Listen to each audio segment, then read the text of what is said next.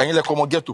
bẹ́ẹ̀ ni mo bá yẹ fún kẹ́kọ̀ọ́ ọmọ ghetto YouTube nígbà yẹn èmi náà mo bá Tóyìn kọ Alákadá YouTube àwọn náà ni story wọn. But you fleshed. I'm the writer mo kọ lines ṣe everything àjọjọ́ kò lórí story yẹn so ọ̀pọ̀lọpọ̀ àwọn Yorùbá movie tó tọ́lọ̀ ní kó lórúkọ jù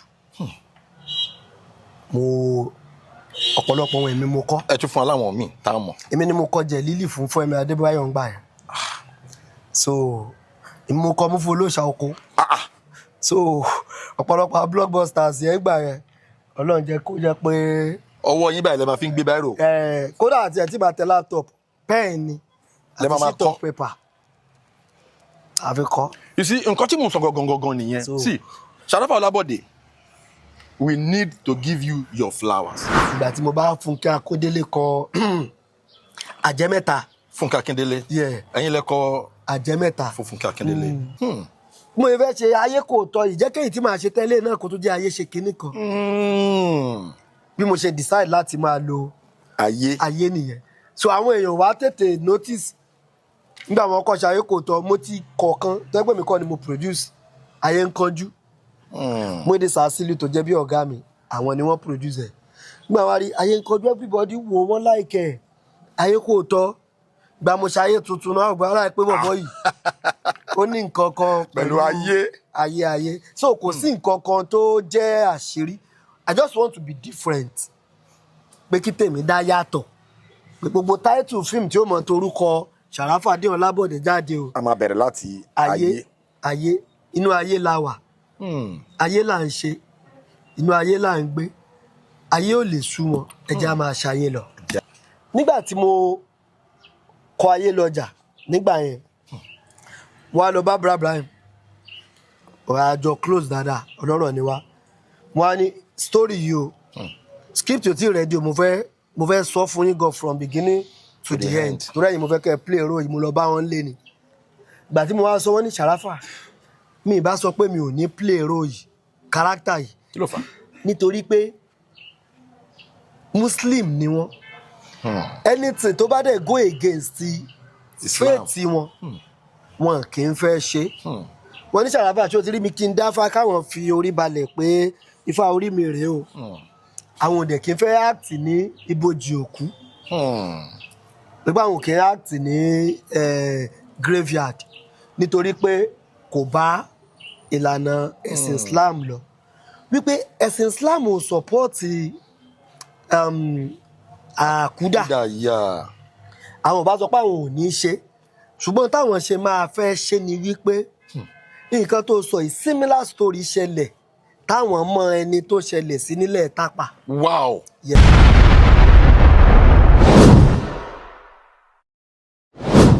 Everyone, you are welcome to your favorite show, Unscripted, with Jeff Owolewa.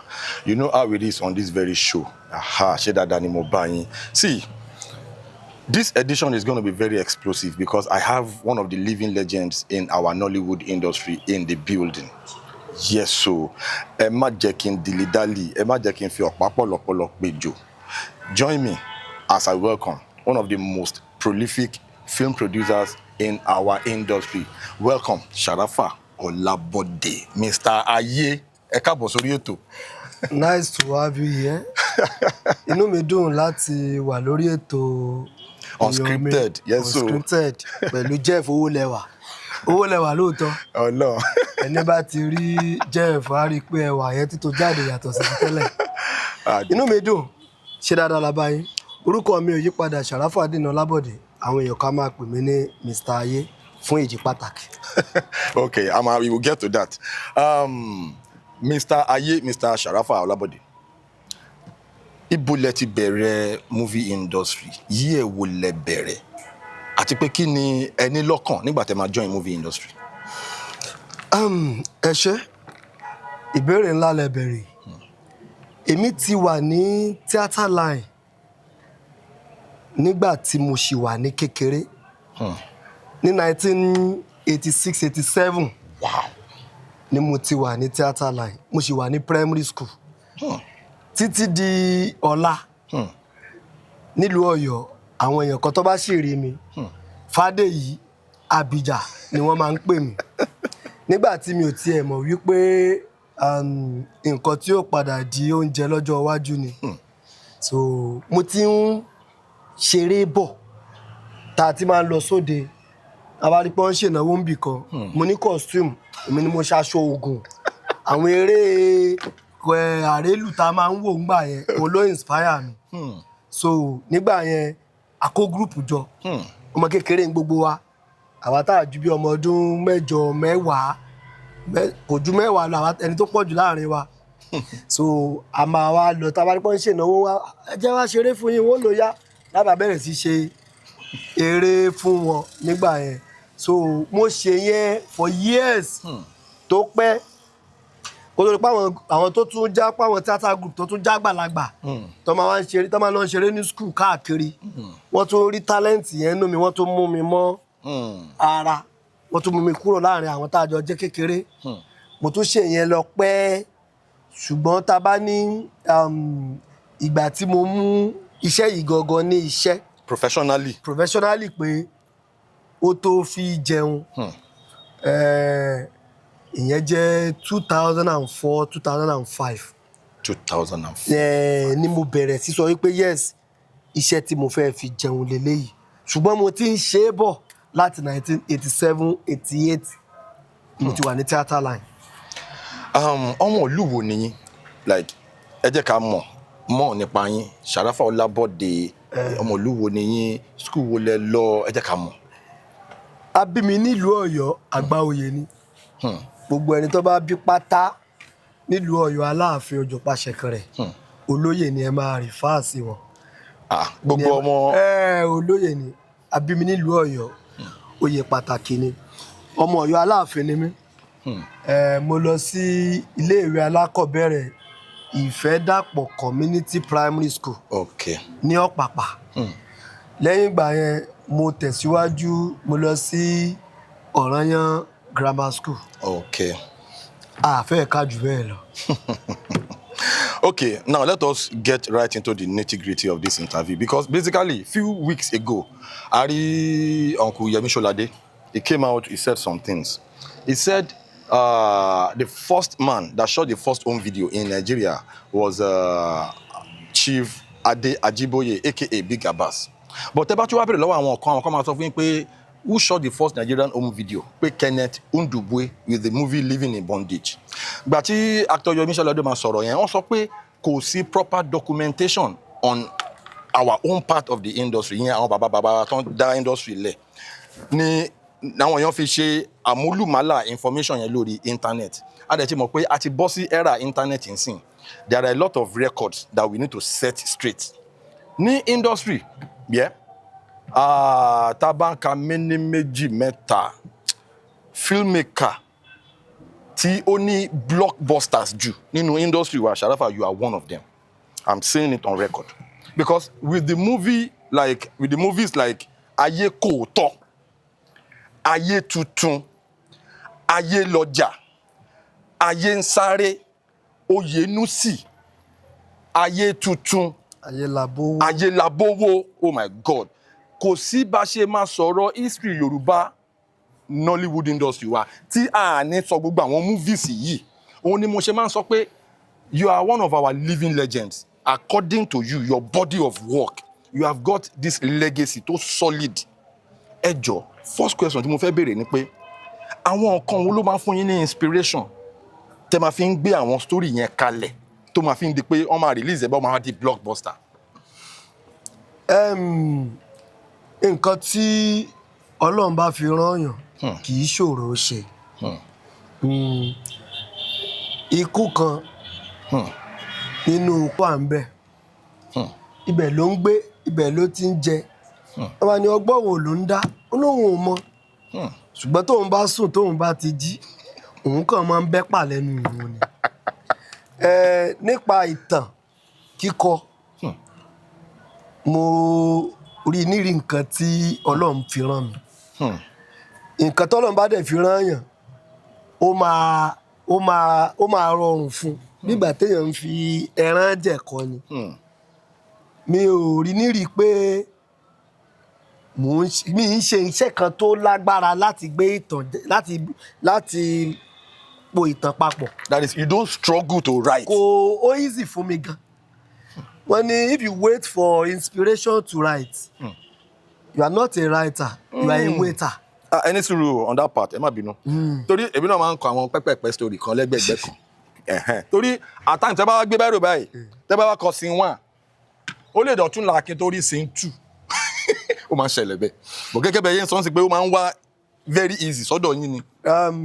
Màá fi àwọn producers mi kan tí mo máa ń bá ṣiṣẹ́ dáadáa, ọ̀pọ̀lọpọ̀ lè testify sí nǹkan yìí.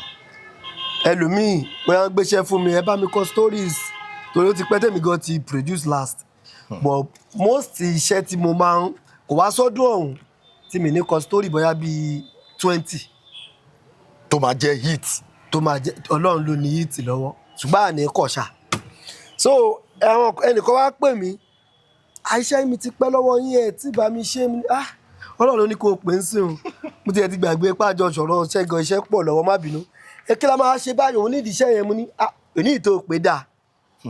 Tó bá ti di bíi 12 màá jókòó lórí story yẹn. Story ẹ̀. Ọ̀pọ̀lọpọ̀ wọn dẹ̀ ní wọ́n nígbàgbọ́ nínú mi. Wọ́n ń gbọ́ story kan tó fún mi lówó. Èmi máa gbowó ni. Ìgbà wọn bá ti gbowó tán, màá ṣe wà ní màá sọ story fún yín. Ìgbà mo ń gbowó lọ́wọ́ yẹn mi ò tiẹ̀ tí mo story tí mo fẹ́ fún. Mo kàn mọ̀ pé màá fún un ní story tó máa dáa. So mo ní tó bá di bíi 12 kó pè mí. Ìgbà tó di 12 mo pè padà. Kí ni Instagram handle ẹ̀yẹn náà ó sọ fún mi torí mo fẹ́ lọ wo picture kí lẹ́ni yẹn look like àti ìpàdé rí. Kí n lè mọ irú story tí mo fẹ́ kọ fún un. Mo wá lọ wo Instagram handle ẹ̀, mo wá rí pé ó máa ń play piano. Ó mọ orin kọ díẹ̀díẹ̀, mo wá pè padà. Ẹ mọ orin kọ ni, ó lóun mọ orin kọ, ẹ ń kọ jùjú, ẹ ń play piano. Ó ní bẹ́ẹ̀ ni. Mo ní okay, ẹ fún mi 1 hour máa pè é padà. Mo bá jókòó. After like 1 hour, mo kàn pé ni. Mo ní story ẹ ti délẹ̀ o. Ó ní story ti délẹ̀ báwo. Bọ́ọ̀lù ṣe máa ń ṣe, ó máa ń jẹ́ ìyanu. Torí you are as good as your last job. You are as good as your last job. Èyí tí story tí mo build lọ́jọ́ náà tó láyọ̀ pé mi ò tún build irú ẹ̀ rí. Ó dùn gan lójú mi gan. Mo wá pè, ní story ẹ ti délẹ̀, ó ní mo bá bẹ̀rẹ̀ sí sọ. Ó ní kò yé mi o. Ṣé báyìí lẹ pè mí wọ́n náà ègò tẹ́lẹ̀ ṣẹ̀ṣẹ̀ bí mo ní mo wá sọ débi tí part 1 máa parí sí. Mo ní ibi tí part 1 parí sí ni. Wá ní part 2 wa ń kọ́. Mo ní ṣe láìkí ń lọ́fẹ̀ẹ́ gan ni. Ó ní wọ́n máa ń pè yín lálùjọ̀nù, wọ́n máa ń pè yín ní kí mo ṣe gbà pé ẹ̀ṣẹ̀ wọ àlùjọ̀nù. Mo ní mi ò ṣe àlùjọ̀nù. Ó ní part 2 nǹkan, mo ní ẹ fún mi 1 hour. Màá pè yín padà. After like 40 minutes 45 minutes mo kàn tún pè padà ni. So níbo ni mo sọ dé fún yín yẹn, ibi tí wọ́n ti ṣe kíní kan báyìí. So 2 báyìí lady yẹn kàn lọ kíní kan, mo kàn tún parí story ni. Ní wow. Ó jọ lójú débi pé ó sọ pé mo lákàn nọ́mbà yín lọ́wọ́. Mo fẹ́ bò yín níye báyìí pẹ̀lú kan tẹ́ ẹ ṣe fún mi lẹ́yìn. So marketer kan rí mi, ó ní ọlọ́rọ̀ àbetí dídì, mo forúkọ bo Epsilon létí láṣìírí. Ó ní mi ìmọ̀ràn tá a sọ débẹ̀ wá ní àwọn èèyàn náà èèyàn máa ń ṣẹ́ṣó. Ẹ̀mọ̀ pé àwọn èèyàn ń sọ pé wọ́n gan ṣẹ́ṣó story. O ṣẹ́ṣó ìtàn, mi ò ṣẹ́ṣó ìtàn kankan. Nítorí náà so bẹ́ẹ̀ mi ṣe máa ń kọ story, ó máa ń wá. Mo lè jókòó tí bá kọ́ ni mo fẹ́ kọ story báyìí, màá kọ́ bẹ̀rẹ̀ báyìí náà ni pé okay, màá bẹ̀rẹ̀ pẹ̀lú scene 1 bá ṣe interview writer kan. Mo lè bẹ̀rẹ̀ bẹ́ẹ̀ yẹn. Anything tí bá ti kọ́kọ́ wò báyìí tí mo fi bẹ̀rẹ̀ story mo ń build ẹ lọ nìyẹn. Ó lọ nìyẹn. Tí bá sọ pé bá ṣe interview writer kan, màá dẹ̀ ní writer yẹn dẹ̀ délé, ó ti bá ìyàwó ẹ̀ ti kú. Ìyàwó ẹ̀ kú, ó yá kí ló pa, ó bọ́ síta kò rí gatekeeper kò bá ń bẹ̀. Màá dẹ̀ máa kọ story lọ. Ìgbà tá a bá máa fi rí wákàtí méjì mo ti build story mi tán. So ó rọ̀ mí lọ́rùn. So kì í ṣe nǹkan tí mo lè máa fi gbéraga torí mo rí ní ìrìpọ́ Ọlọ́run ló bùn mi. But we need to set the record straight. Okay. Mr. Sharafa. Torí nínú industry wa, you have done some remarkable jobs, some very significant movies tó ní ṣe pẹ̀lú history Yorùbá film industry wa. I'll go back to that. Then there is no how tẹ́ máa ń ṣe film tí ẹ kì í produce the superstar. We have produced, that is part of your legacy. Mo fẹ́ set it straight nínú interview yìí ni. You have produced a lot of superstars through your body of work.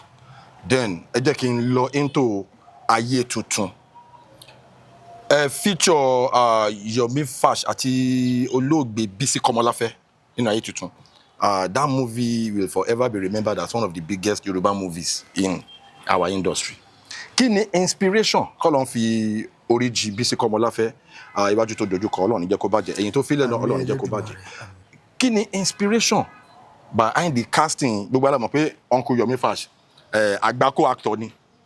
Yeah. Kí ni inspiration yẹn tó wà lẹ́yìn casting yẹn, because your casting in your movies are always very, let me say, spiritual. Ó dà pé ẹ máa ti ń rí pé okay, this person tí máa fi sínú movie yìí kò kí ń cast lásán, ẹ máa ń cast spiritually.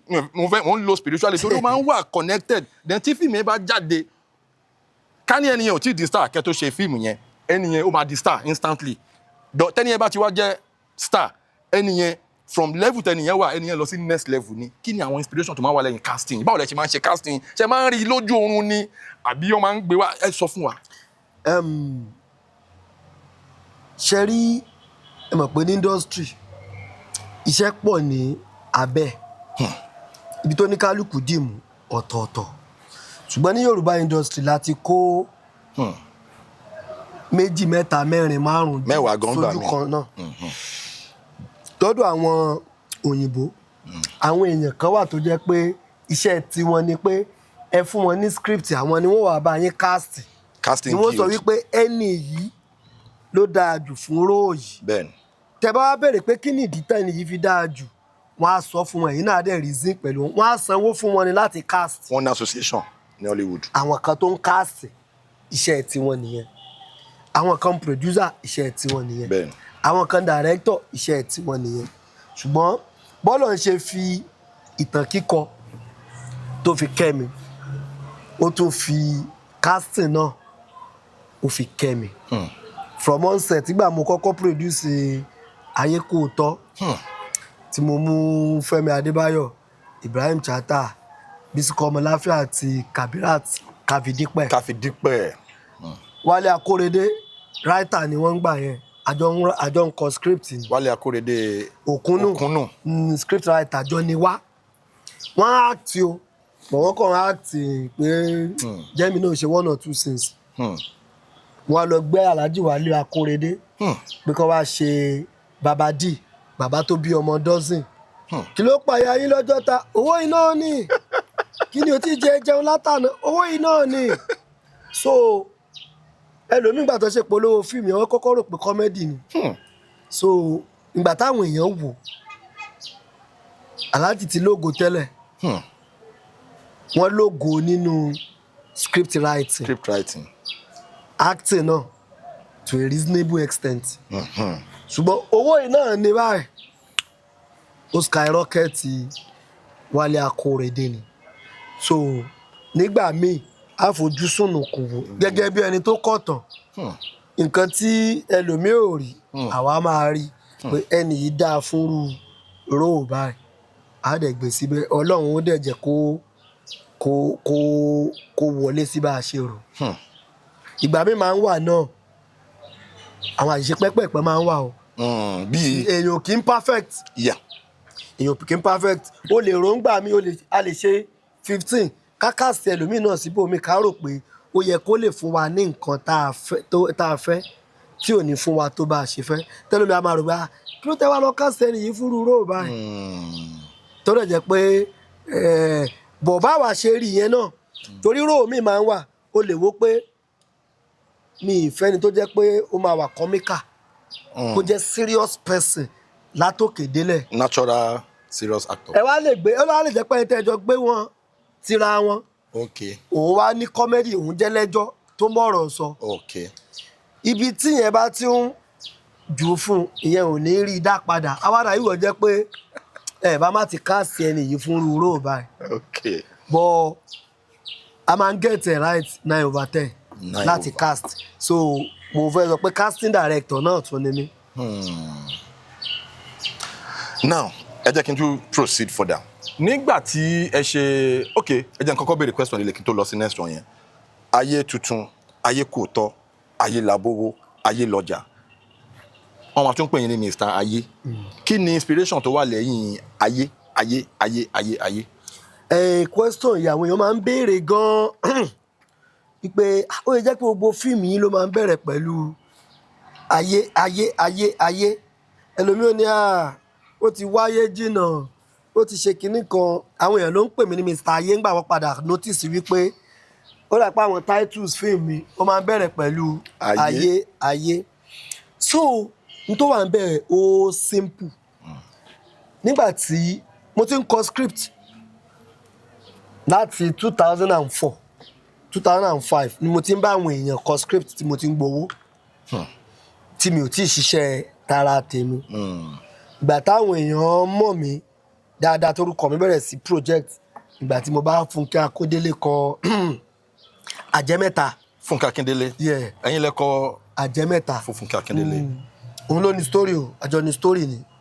Òun ló ní story, àjọ jókòó fún screenplay. To get but èmi ni mo lọ kọ dialogue, mo kọ everything. So ìgbà tó wá di 2011 tèmi fẹ́ kọ́kọ́ ṣiṣẹ́ tèmi, mo jẹ́ èèyàn kan tó máa ń make research. Nǹkan mẹ́ta ló wà nínú ayé tí ó lè ràn yàn lọ́wọ́ láti débi gíga. Àkọ́kọ́ ń bẹ ní ọgbọ́n. Ṣé wá rọ́gbọ́n? Ọlọ́run ló máa ń gbọ́n yàn. Ọlọ́run máa ń dá mọ́ yàn ni pé ọgbọ́n. Ẹni tí ò gbọ́n kì í ṣe ẹ̀bi ẹ̀. Bọ́lọ́run ṣe dá ni, ìkà ju ìkà ò dọ́gba. Ẹ̀kejì ń bẹ, òun ni ìmọ̀. Ọlọ́run kì í dá ìmọ̀ mọ́ yàn, èèyàn máa ń wá ìmọ̀ ni. Ẹ rí i pé Messi, Ọlọ́run dá gift bọ́ọ̀ mà. Naturally tí bọ́ọ̀ bá ti wà lẹ́sẹ̀ ó máa lẹ̀ mẹ́sẹ̀ ni. Òun ni bí wà pé Ọlọ́run dọ́gbọ́n mọ̀. Ìyẹn ni mo fẹ́ ṣàpèjúwe ọgbọ́n. Ṣùgbọ́n ìmọ̀, Ronaldo wá òun wá bóun ṣe fẹ́ mọ bọ́ọ̀ gbá ju bó ṣe mọ̀ ọ́ gbá lọ ni. Ronaldo gbìyànjú. So ìmọ̀, èèyàn máa ń wá ìmọ̀ ni wọ́n fi ní àwọn scriptures tó sọ náà pé bó jẹ́ pé ìmọ̀ wà ní ilẹ̀ kinní kan, ẹ wá ìmọ̀. So Ọlọ́run dá mi pẹ̀lú wọ̀nba ọgbọ́n tọ́lọ́run gbọ́n mi. Ṣùgbọ́n mo jẹ́ ẹni tó wá ìmọ̀. Mo wá ìmọ̀ gan. So ìkẹta ń bẹ òun ni òye. Wisdom yàtọ̀ sí knowledge dẹ̀ yàtọ̀ sí understanding. Understanding ni òye. Òye yẹn o lè má wá mọ̀. Ọlọ́run lè má dá ẹ pẹ̀lú ọgbọ́n. O lè lóye. Tó o bá fẹ́ lóye, òye gba ìfarabalẹ̀. Ó gba kéèyàn máa observe. Ẹni tó bá observe ló máa ń lóye. Ìgbà tó o bá wúyàn títí tó o bá observe ẹni tí ò kì í sọ̀rọ̀ jù tó máa ń wà nídàkẹ́jẹ́jẹ́ tó máa ń wá ń study nǹkan, you watch something studiously, wàá padà gbá ẹni tí ó ń ṣe báyìí ó ní láti jẹ́ wípé nǹkan báyìí ti ṣe. Wàá ṣe wá pé nǹkan báyìí ń ṣe ẹ́, wàá ní aṣọ lóògùn ni. Òye ló fi gbé. So nípa táìtù yẹn, nígbà tí èèyàn máa ń wá mọ̀ sí ni, ìgbà mo máa ń wá mọ̀ gan, mo máa ń kàwé gan. So máa ń kàwé gbogbo anyway, bí mo rí newspaper màá yá màá kà, bí mo rí novel màá kà, anything tó bá ṣáà ti jẹ́ pé ìwé tán ti kọ bá màá mú màá kà, máa ń kàwé gan.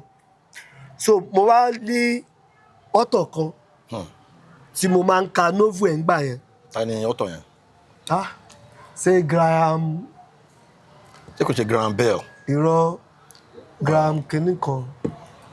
Mo lè rántí ká tó parí interview yìí. So mo wá rí pé gbogbo novel ẹni yẹn tó kọ alphabet ló máa ń fi bẹ̀rẹ̀. Mystery làwọn àwọn story ẹ̀. Wọ́n pa ẹnìkan, wọ́n ń wá ẹni tó pa. Okay. Crime and detective. Yeah. A is for alibi. Only first ìwé tó kọ́kọ́ kọ. Èyí tó ṣe tẹ̀lé ó kọ B is for burglar. Gbogbo ẹ̀ wà lọ́dà investigation, crime investigation. Yes. C is for cops. D is for deadbeat. E is for evidence. bó ṣe kọ àwọn. bó ṣe tòwé tẹ̀léra wọn nìyẹn. àwọn title ìwé ẹ̀ yẹn nìyẹn. title ìwé ẹ̀ ni mò ń sọ yẹn. alphabet A to alphabet B A to B C. O one mo dẹ̀ ń ka gbogbo ẹ̀. Wow. E is for evidence, F is for fugitive, Whoa. H is for homicide, G is for gumshoe, I is for innocent, J is for justice, K is for killer, L is for mo ti gbàgbé, M is for malice. M is for malice ni mo kọ́kọ́ kà. Okay. mo wá kà mo wá rí pé àwọn ó list gbogbo ìwé ẹ̀ mo wá ṣẹ̀ lọ wá àwọn yòókù. ìgbà tẹ́mi náà fẹ́ máa produce mo wá ní mo dey like his style ẹni yìí o. I want to be different. ṣó ṣe ṣe kémi náà kí n máa wá to àwọn title film mi ní abd kí n kọ́kọ́ kọ A B D kí n máa mú title A dúró fún wá rí pé A dúró fún yẹn ti pọ̀ jù ní title Yorùbá. So èyí tí wọ́n á kọ́ fẹ́ ṣe ń gbà yẹn wọ́n á fẹ́ pè ní A dúró fún ayé kò tọ́ kí wá wá B dúró fún kinní kan báyé ṣe ń lọ. mo jẹ́ wọn irọ́ kò dùn. ok má jẹ́ ń tẹ̀lé nìyẹn jẹ́ kémi náà dá dúró. mo fẹ́ ṣe ayé kò tọ́ yìí jẹ́ kéyìí tí màá ṣe tẹ́lẹ̀ náà kó tó jẹ́ ayé ṣe kinní kan. bí mo ṣe decide láti máa lo ayé nìyẹn. So àwọn èèyàn wá tètè notice nígbà wọn kọ́ ṣe ayé kò tọ́ mo ti kọ̀ọ̀kan tẹ́gbẹ́ mi kọ́ ni mo produce ayé ń kánjú. Múyìdí Sàásìlì tó jẹ́ bí ọ̀gá mi àwọn ni wọ́n produce ẹ̀. Nígbà wá rí ayé ń kánjú everybody wo wọ́n like ẹ̀ ayé kò tọ́ gba mo ṣe ayé tuntun náà gba ara ẹ pé bọ̀bọ̀ yìí ó ní nǹkan kan pẹ̀lú ayé. So kò sí nǹkan kan tó jẹ́ àṣírí. I just want to be different pé kí tèmi dá yàtọ̀. Gbogbo title film tí ó mọ torúkọ Sharafadeen Ọlábọ̀dé jáde o. a máa bẹ̀rẹ̀ láti ayé inú ayé la wà. Ayé là ń ṣe inú ayé là ń gbé ayé ò lè sú wọn ẹ jẹ́ á máa ṣayé lọ. èmi dẹ̀ máa ń sọ kankan ní a lot of times máa sọ pé inú iṣẹ́ tá à ń ṣe yìí it takes a lot of creativity just like you said now ẹ sọ pé author kan wà tó máa ń to title movie ẹ̀ láti title novels ẹ̀ using alphabetical order. Now lórí Ayélọ́jà gbogbo wa la mọ̀ pé Ibrahim Chatta is arguably the best actor in our industry, in the movie industry, arguably. Àwọn kan máa ń pè wọ́n ní àgbákò actor. Nígbà tẹ́ kọ script Ayélọ́jà yẹn tán kí ló fún yín ní idea pé okay because there was a time we were having this conversation you said something like character yìí tí májí tọ́pẹ́ nìyí ló lè ṣe tó bá ṣe tán ẹ lọ wo result ẹ at the end of the day nǹkan tẹ́ntọ́ alájí sọ́n gbà yẹn ní time mo wá reminisce láwọn time kan pé this person is about the only person that can play this character. Now back to this question Ayélọ́jà kí ni báwo lẹ ṣe arrive at that decision pé okay Ibrahim Chatta ni màá fi ṣe Ayélọ́jà question yìí two part ló máa dá sí méjì báwo lẹ ṣe arrive sí decision àti cast Ibrahim Chatta out of all actors because character tí Ibrahim Chatta play nínú fíìmù yẹn kò kí n ṣe character lásán bí character okay àwọn èèyàn ti wo fíìmù tí mò ń sọ so now Àkúdàáyà story yẹn lọ pẹ̀lú Àkúdàáyà ẹ bá wa shed more light torí a lot of religions wọn believe pé Àkúdàáyà wà àwọn ẹlẹ́sìn kan believe pé tí wọ́n bá ti kú báyìí ó ń lọ ni ó máa lọ fèsì á lọ jẹ́jọ́ ìwà tó wù. Kí ni inspiration behind the casting of Ibrahim Chatta for Ayélọ́jà's lead role? Kí ni inspiration tó wà lẹ́yìn ẹ tó wà yànnàná ọ̀rọ̀ Àkúdàáyà? Tí àti cast Ibrahim Chatta fún oró rẹ̀ kò lè fún mi rárá. Okay. Tá bá sọ̀rọ̀ nípa dynamism Ibrahim ló ní. He's a dynamic actor. Yeah. Wọ́n lè lọ báyìí wọ́n lè yí wọn báyìí.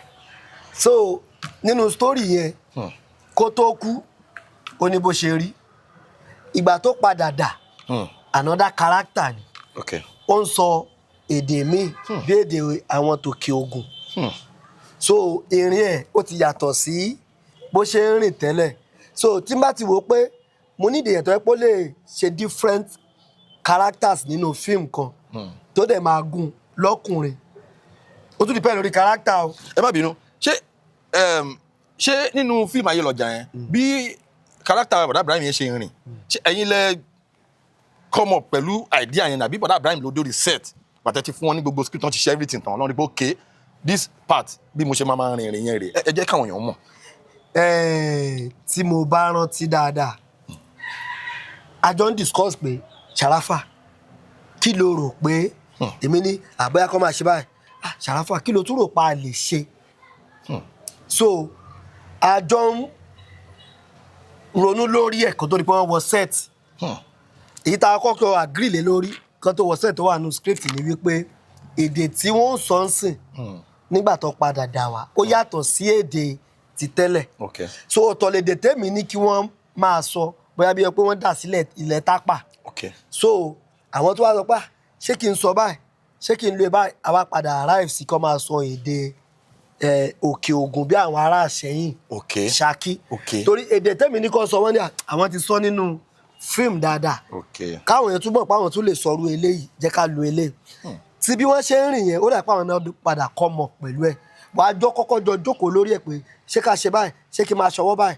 wọ́n máa ṣe eléyìí ò lọ tó eléyìí ńkọ́ àwọn náà eléyìí ńkọ́ àwa rí i pé ìyẹn gún dáadáa àwọn náà padà kọ́ mọ̀ pẹ̀lú bọ́n ṣe ń rìn yẹn lẹ́yìn ìgbà tí a jọ ṣe àjọrò ẹ̀ so nípa ti Ayélọ́jà ṣe rí ayé yìí ó dìpù ju bí a ṣe ń rí lọ then èmi máa ń sọ ọ̀rọ̀ kan máa ní ṣe rí true life story ó ṣe àjòjì ju àròkọ lọ.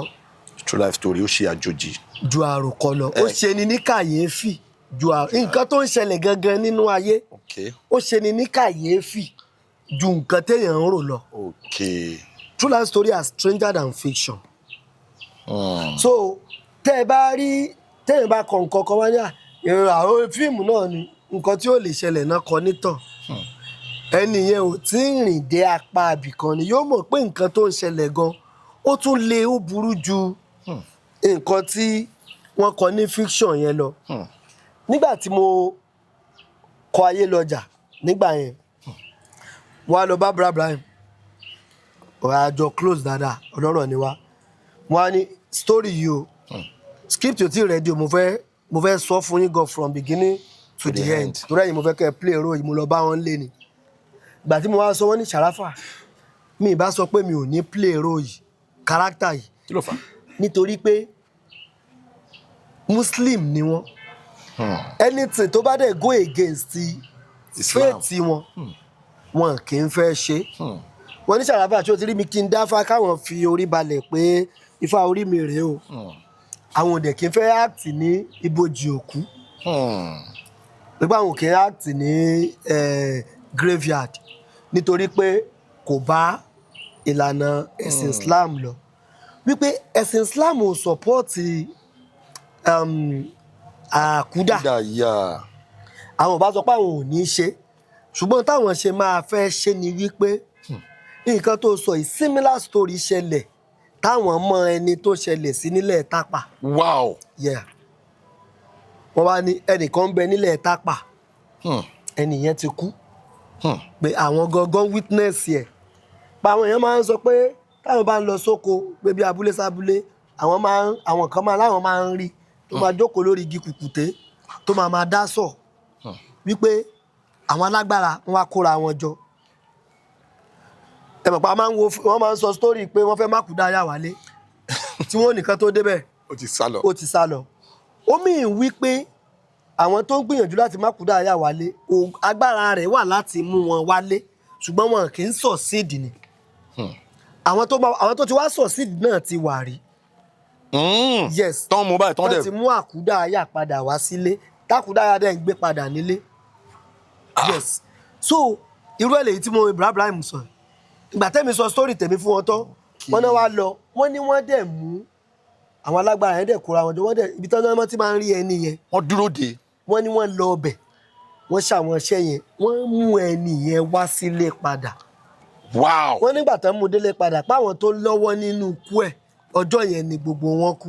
Oh my God. Ibrahim Chatta ló sọ pọ́jọ́ yẹn ni gbogbo wọn kú bẹ́ẹ̀ nìyẹn ló wá ń sọ pé ìjọ́ tí wọ́n ń sin òun yẹn wọ́n ń sin òun kọ́ ni wọ́n ń sin ìtì ọ̀gẹ̀dẹ̀ lòun rí àwọn èèyàn ló ń rí ojú òun tí wọ́n ń sin pé òun ò tí kú bẹ́ẹ̀ nìyẹn wá tún gbé for many years pọ́ńtà oògùn pa máa wá kọrin pé àwọn oògùn nígbà tí èèyàn tó oògùn èkúté nǹkan pé ló ń tà nígbà tá a ti mú wálé padà ó máa kọrin pé iṣẹ́ olúwa ìyanu ni orin yẹn stylishly mo ní kọ́kọ́ wọ́n kọ̀ọ̀kan bá kan ó wà nínú fíìmù yẹn gangan nígbà tí ó ní ọ̀gá màlẹ́kà kíní kan tó dá padà tó ní kó máa lọ yọ tó ní kó máa pé àsìkò rẹ̀ ò tí tó kó lọ síbi táwọn àkúdà àbí ẹgbẹ́ ẹ̀ wà ìwà ni iṣẹ́ olúwa ìyanu ni o iṣẹ́ olúwa ìyanu ni o èdè tápàlẹ́ nìyẹn fi ń kọrin àwọn wá sọ ní Yorùbá pé ẹni tó ti kú tóyìn tó wà láyé iṣẹ́ olúwa pé nìyẹn sì tún gbé fọ́ọ̀mù nígbà tó wá kú wọ́n tún wá sin sí ẹ̀gbẹ́ sàárè ibi tí wọ́n ti lákọ̀ọ́kọ́ sí true life story.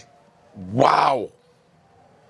ìjọ tí mo sọ story tèmi fún wọn lẹ́yìn tí mo wá sọ tán àwọn tó ti wá sọ̀rọ̀ nǹkan tó wá ṣẹlẹ̀ mo kàn rí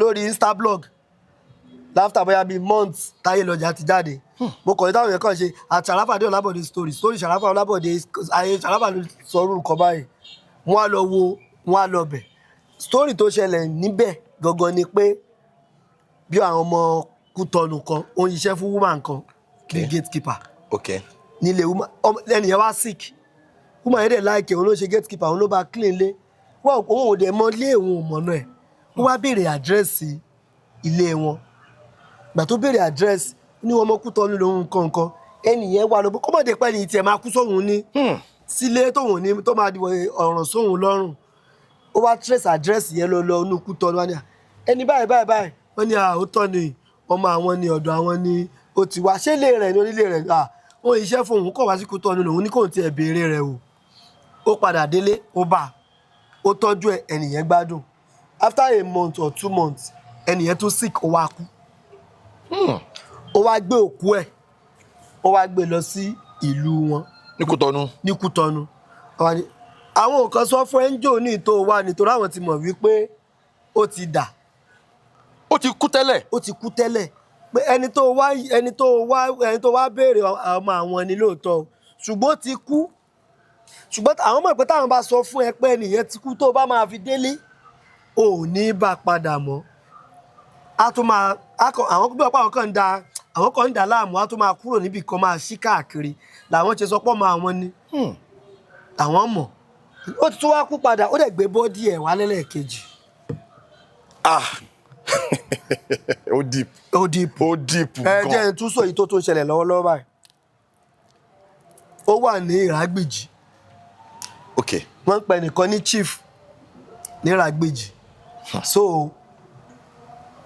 ní Ìrágbìjí tẹ́ bá wọ̀ Ìrágbìjí lọ́ṣun state ẹ bá lẹ̀ lọ sílé chief wọ́n gbé yín délé ẹnìyẹn ti kú tẹ́lẹ̀ wọ́n ti sin iwájú ilé ẹ̀ náà sin sí èmi àti Ọbàrìṣà ó ń ṣe fíìmù ẹ̀ṣẹ́ àmọ́ Ọbàrìṣà òun la sọ̀rọ̀ kan débẹ̀ táwọn fi á share story yẹn pẹ̀lú mi torí ọmọ Ìrágbìjí ni àwọn ibẹ̀ náà ń gbé mo ti lọ sọ́dọ̀ wọn rí àti lọ shoot nílé wọn gangan rí so à ń sọ̀rọ̀ nípa oríṣiríṣi nǹkan tó ṣẹlẹ̀ nínú ayé ẹnìyẹn ti kú tẹ́lẹ̀ wọ́n ti sin síta alẹ́ ẹ̀ ó wá di pé ó kàn wá lọ́jọ́ kan ó kàn rìn wọ ìlú kì í ṣe pé anybody lóhùn rí ibì kankan kò yẹ pé ó kàn rìn wọ̀lú padà fúnra ẹ̀ but now he's not mentally alright ọ̀rọ̀ ẹ̀ ò fi gbogbo ara jọra wọn. ó wọlé sílùú yẹn padà. ó kàn rìn wọ̀lú àwọn ẹ̀kọ́ lágbájá tó ti kú ó dẹ̀ lọ sílé ẹ̀ ìyàwó àtọmọ ẹ̀ gbogbo wọn dẹ̀ páàkì kúrò nílé onìkan ló dẹ̀ ń dá gbélé bọ̀ kò fi gbogbo ara gbádùn mentally kò sẹ́ni tó mọ̀ dì ó dẹ̀ ń dá gbélé sàárè ẹ̀ dẹ̀ wá ń tà ẹnìyẹn sì wà di èmi tí mò ń sọ̀rọ̀ mi ìmọ̀lá. Real life. ní Ìrágbìjí. So nǹkan irú ẹ̀ pọ̀ tí mo ṣe ń nu ayé lọ́jà ẹnìkan ló tún rí mi ẹ rí i pé mo ní wọn kì í jẹun lójú èèyàn pé Ibrahim Chatta tó bá fẹ́ jẹun á bu òkèlè á jù sí kọ́nà mẹ́rin igun mẹ́rẹ̀ẹ̀rin inú yàrá kó tó di pé ó máa jẹ́ gbà tí mákẹ́tà kan rí mi ọmọ ọlọ́pẹ́ ní sórí tẹ́ kọ yẹn báwo ni kí mo lè ti rí mo ní kí true life story adẹ̀fà àwọn àròkọ ó ní ọ̀rọ̀ oúnjẹ tẹ́ ẹ sọ yẹn òun náà tún ṣe ẹ̀ same thing. pẹ̀lú ọ̀rọ̀ olóúnjẹ dé. fọ́mátì tí kàrákítà yẹn fi ń jẹun nínú fíìmù yẹn tó ń dùn sórí gbogbo rẹ̀. ẹ̀mú tún lẹ́nìkan tó jẹ́ pé ó ṣẹlẹ̀ sí Àyùbá Ṣódùnkẹ́ tó pè mí 2 weeks after Àyùbá Ṣodúkẹ́ director ni Director. nígbà táyé lọ jà jáde ẹ̀gbá àwọn kan criticize nǹkan tí ó lè ṣẹlẹ̀ mo ti ẹ̀gbọ́n ó yẹ kó dọ́fẹ́ ni kò yẹ kó tún wá di pé wọ́n tún wá rí bọ́dì ẹ̀ lẹ́ẹ̀kejì Àyùbá Ṣodúkẹ́ lẹ́ni tó jẹ́ pé lápẹ́ ṣe Jẹ̀bú Òde ọ̀ kìíní kan ló wà tírú ẹ̀ tún ṣẹlẹ̀ sí pé ó kú lẹ́ẹ̀kejì bọ́dì ẹ̀ wọ́n tún sẹ́gbẹ̀ sàárẹ̀ àkọ́kọ́. Oh my God. So nǹkan tó ń ṣẹlẹ̀ gangan tí bá ní kí n máa máwọn examples ó má pọ̀ lórí nǹkan tẹ́ máa gbọ́ tó mọ̀ ṣe yín ní ààhin ṣérù nǹkan báyìí lè ṣẹlẹ̀ nínú ayé tó dẹ̀ jẹ́ true life story torí pé máa ń try láti máa ń gbá research. You are very very influential when it comes to gbogbo àná láti gbọ́ gbogbo explanation tán ti ṣàlàyé sí gbogbo alárí pé ẹni yóò kàn kí n dédé gbé báyìí kọ story it comes with a lot of research. Now nínú ayélujára yẹn torí mo fẹ́ béèrè question kan màá wá link ẹ̀pẹ̀ lélẹ́yìn sí a rí pé àwọn iṣẹ́ yín tó bá ti jáde báyìí mo ti sọ lẹ́ẹ̀kan ìsídà kò make superstar mi tàbí pé ẹnìyẹn ti wà already known but ẹnìyẹn máa wá lọ from this level to the next level. People like Debbie Shokoya, yeah. Then because film yẹn people like us làwa ti notice Debbie Shokoya as a female actor. Then people like Túndé Owókò Níran, yeah. Túndé Owókò Níran a mọ̀ pé ó máa ń wà pẹ̀lú ọmọọṣẹ́ Ọdúnládé ni, so a mọ̀ pé comic feel yẹn òun náà máa ń ní nínú performance nínú àwọn films wa. But nínú Ayélọ́jà yẹn give him a different character out of his niche ìyẹn Túndé Owókò Níran. Then you gave Debbie Shokoya that major role nínú film yẹn tí a rí rí nínú movie tẹ́mi people like us tí a rí rí. Then from that point Debbie Shokoya catapult lọ sí next level. Túndé Owókò Níran náà the industry started seeing Owókò Níran from another angle. But yes, this guy is a bona fide actor par excellence. Kí ni àwọn inspiration tó máa wà lẹ́yìn bẹ́ẹ̀ ṣe máa ń ṣe àwọn kìíní yẹn? Ṣe rí Ọlọ́run tó dá wa òun ni master planner the master of universe òun ló ń kọ script ayé òun náà ló ń produce ẹ̀ òun ló ń direct ẹ̀ àwa kàn act role nínú ẹ̀ ni ọbẹ̀ elétò lọ́lọ́run ohun tí ó ṣẹlẹ̀ lọ́la ó ti tó ó ti mọ̀ so Ọlọ́run ni ó máa ń lo èèyàn fún èèyàn ẹni téèyàn bá Ọlọ́run ló máa ń fìfẹ́ èèyàn sí èèyàn lọ́kàn torí ẹni tá a bá nífẹ̀ẹ́ la máa ń ṣàánú fún so nígbà yẹn Debbie she was young ó ti wà pẹ̀lú mi náà bí ẹni tó jẹ́ bí trainee. Okay. She was very young so kì í ṣe Debbie nìkan mo lo àwọn kan bẹ́ẹ̀ ń gbà yẹn Sunday Ìtú àti Ìjàlọ ọmọọṣẹ́ mi ni wọ́n so wọ́n á gbé ok ẹni yóò gbọ́dọ̀ máa bá mi rìn ká má nípa díẹ̀ nínú life wọn ok o story yẹn kò yẹ kó ó yá jẹ́ ń gbé ọ̀rẹ́ kan àwọn ọ̀rẹ́ méjì wá kí n ní twins làwọn náà wọ́n dà àwọn náà ti kú ọjọ́ kan náà ni wọ́n jọ kú ọjọ́ Sunday ìjọ tó bá kú náà máa fi ń rename orúkọ wọn níbi tó bá dé níbi tó bá dà lọ so ọjọ́ Sunday ni wọ́n kú ní story yẹn nínú kíní wọn ìgbà tó dibi tó dà sí Sunday ni wọ́n ń pè wọ́n so ok Debbie náà kí la lè jẹ́ kó ṣe ó yá kóun náà jẹ́ last born kó ṣe emotional role kó dẹ̀ jọ máa lápẹ́pẹ́ tí ó jẹ́ pé kò òun táwọn family yòókù ń rí òun ò fi bẹ́ẹ̀ rí torí pé òun jọmọ kékeré so from there Ọlọ́run dẹ̀ ṣe àmì sí nítorí pé ètò Ọlọ́run ni. Mo tún máa padà sórí legacy torí àríṣe laríkà ṣé mo gbà. Bẹ́ẹ̀ni àríkà ni bàbá rẹ̀ gùn. You have done a lot for a lot of people even crew members. Yes, even crew members. Mo bá àwọn kan mo interview àwọn kan so gbogbo wọn ọ̀rọ̀ kan náà ni gbogbo wọn sọ lẹ́yìn Ọlọ́run Sharafa ni o Mábélé náà sọ̀rọ̀ lẹ́yìn Ọlọ́run Sharafa máa pẹ́ even èmi tí mo jókòó yìí náà mo wà lára àwọn tó benefit látara wípé o máa ń help àwọn èèyàn. Now legacy Sharafa Ọlábọ̀dé àti rí oríṣiríṣi superstars then ìgbà tí movie kan wá jáde ọmọ agun popo bígbà tí industry bígbà tí kọ́ àárí irú concept yẹn rí tó fi di pé irú John Odika àwárí tó wá ń rìn ìhòòhò lọ kíní yẹn for everybody lẹ́nu because a ti ń wo movie a ti ń wo Yorùbá films irú nǹkan bẹ́ẹ̀ yẹn rí kí ni ẹ fún wa ní experience back end story Ọmọ Agunpopo báwo lọmọ Agunpopo story ṣe come about báwo lẹ ṣe yà báwo ló ṣe jẹ́ pé ok Odika máa bọ̀ kárátà yìí o máa ṣì dílé o báwo ló ṣe báwo lẹ ṣe sọ fún báwo ló ṣe gbà báwo lẹ ṣe yà ẹ fún wa ní experience yẹn. Number one nígbà yẹn tí mo máa ń ṣe fíìmù ayé mo ń ṣe dìsìn nǹkan ti pẹ́ tí mo ti produce ni so mo á máa ń ṣe àwọn iṣẹ́ kan náà tí mo rò pé mi ì fẹ́ kó jẹ́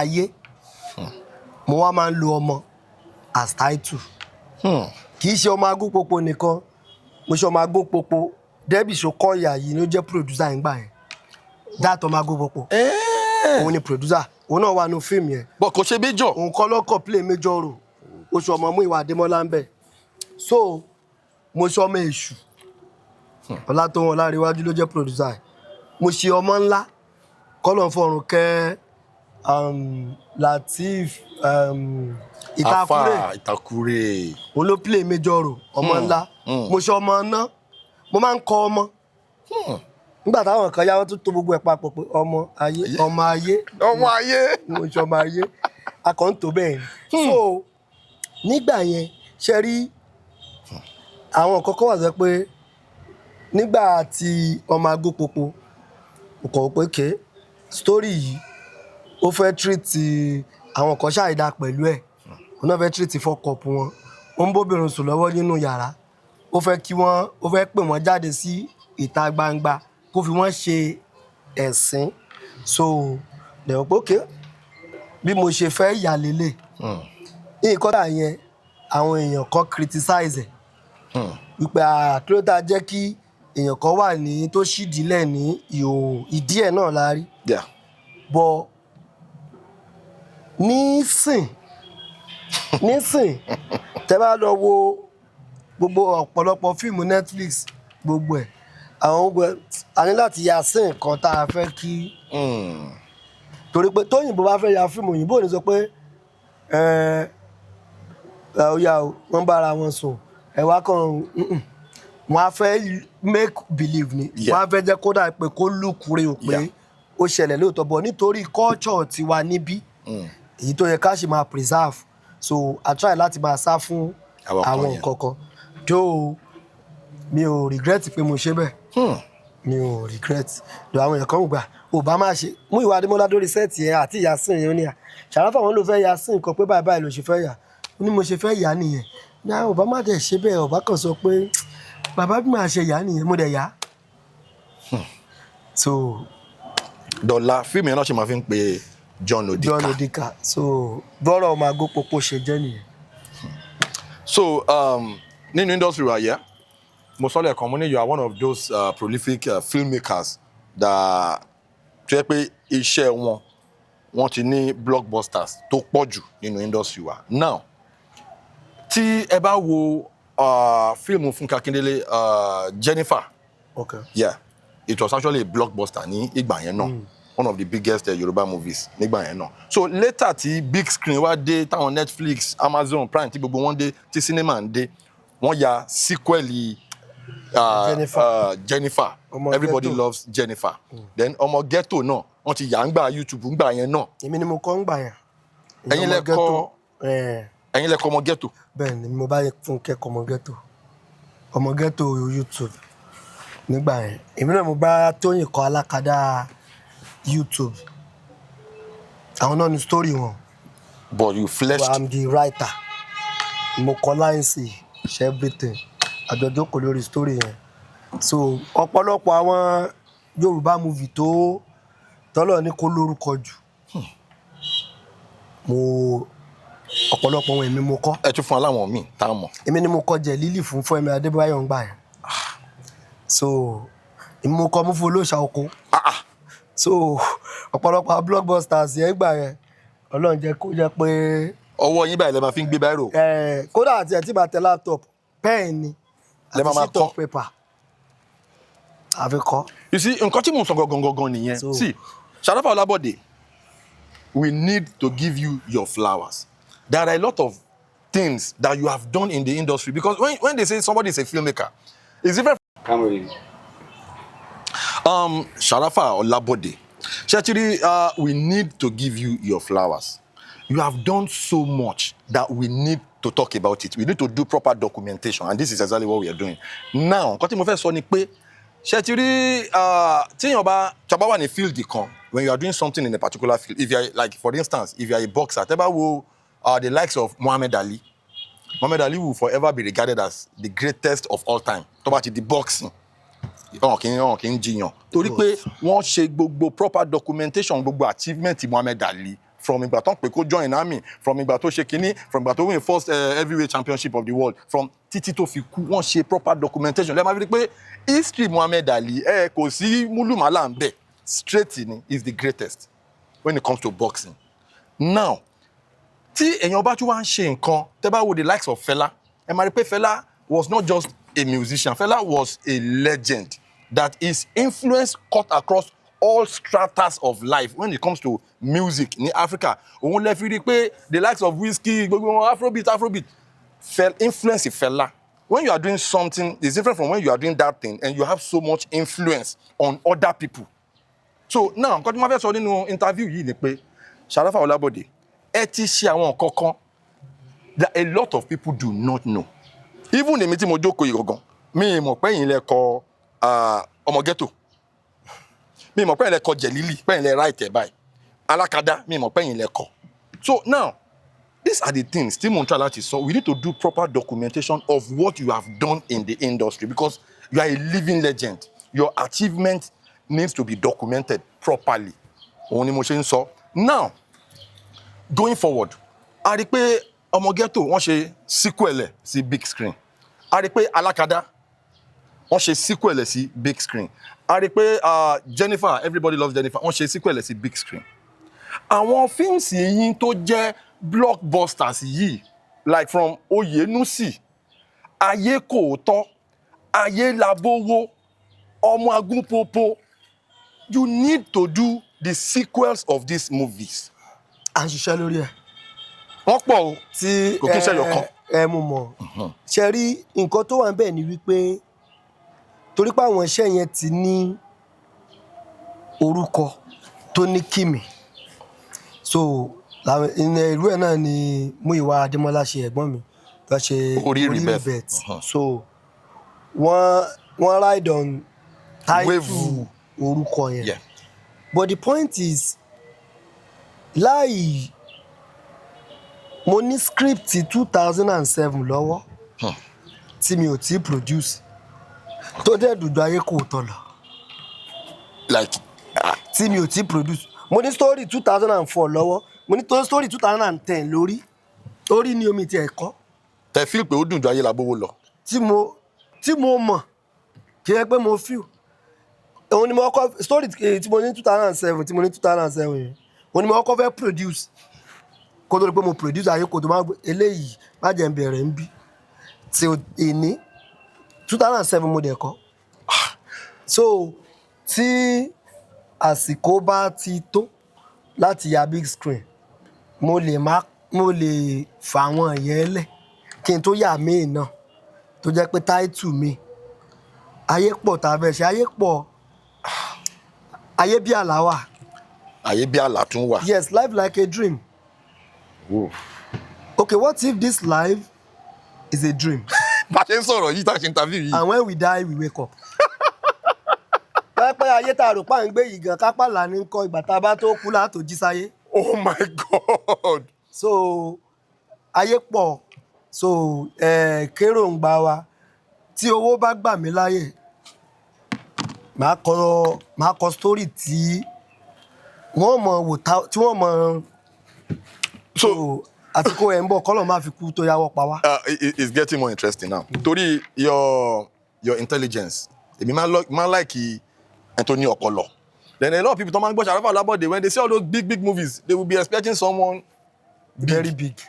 But tó máa wá rí ọmọ wọn pé small body big engine. Ayọ̀ Igbó Kíkí Olóbùrò, wọ́n rò pé ẹyẹ tó rí bàgbù jẹ ni.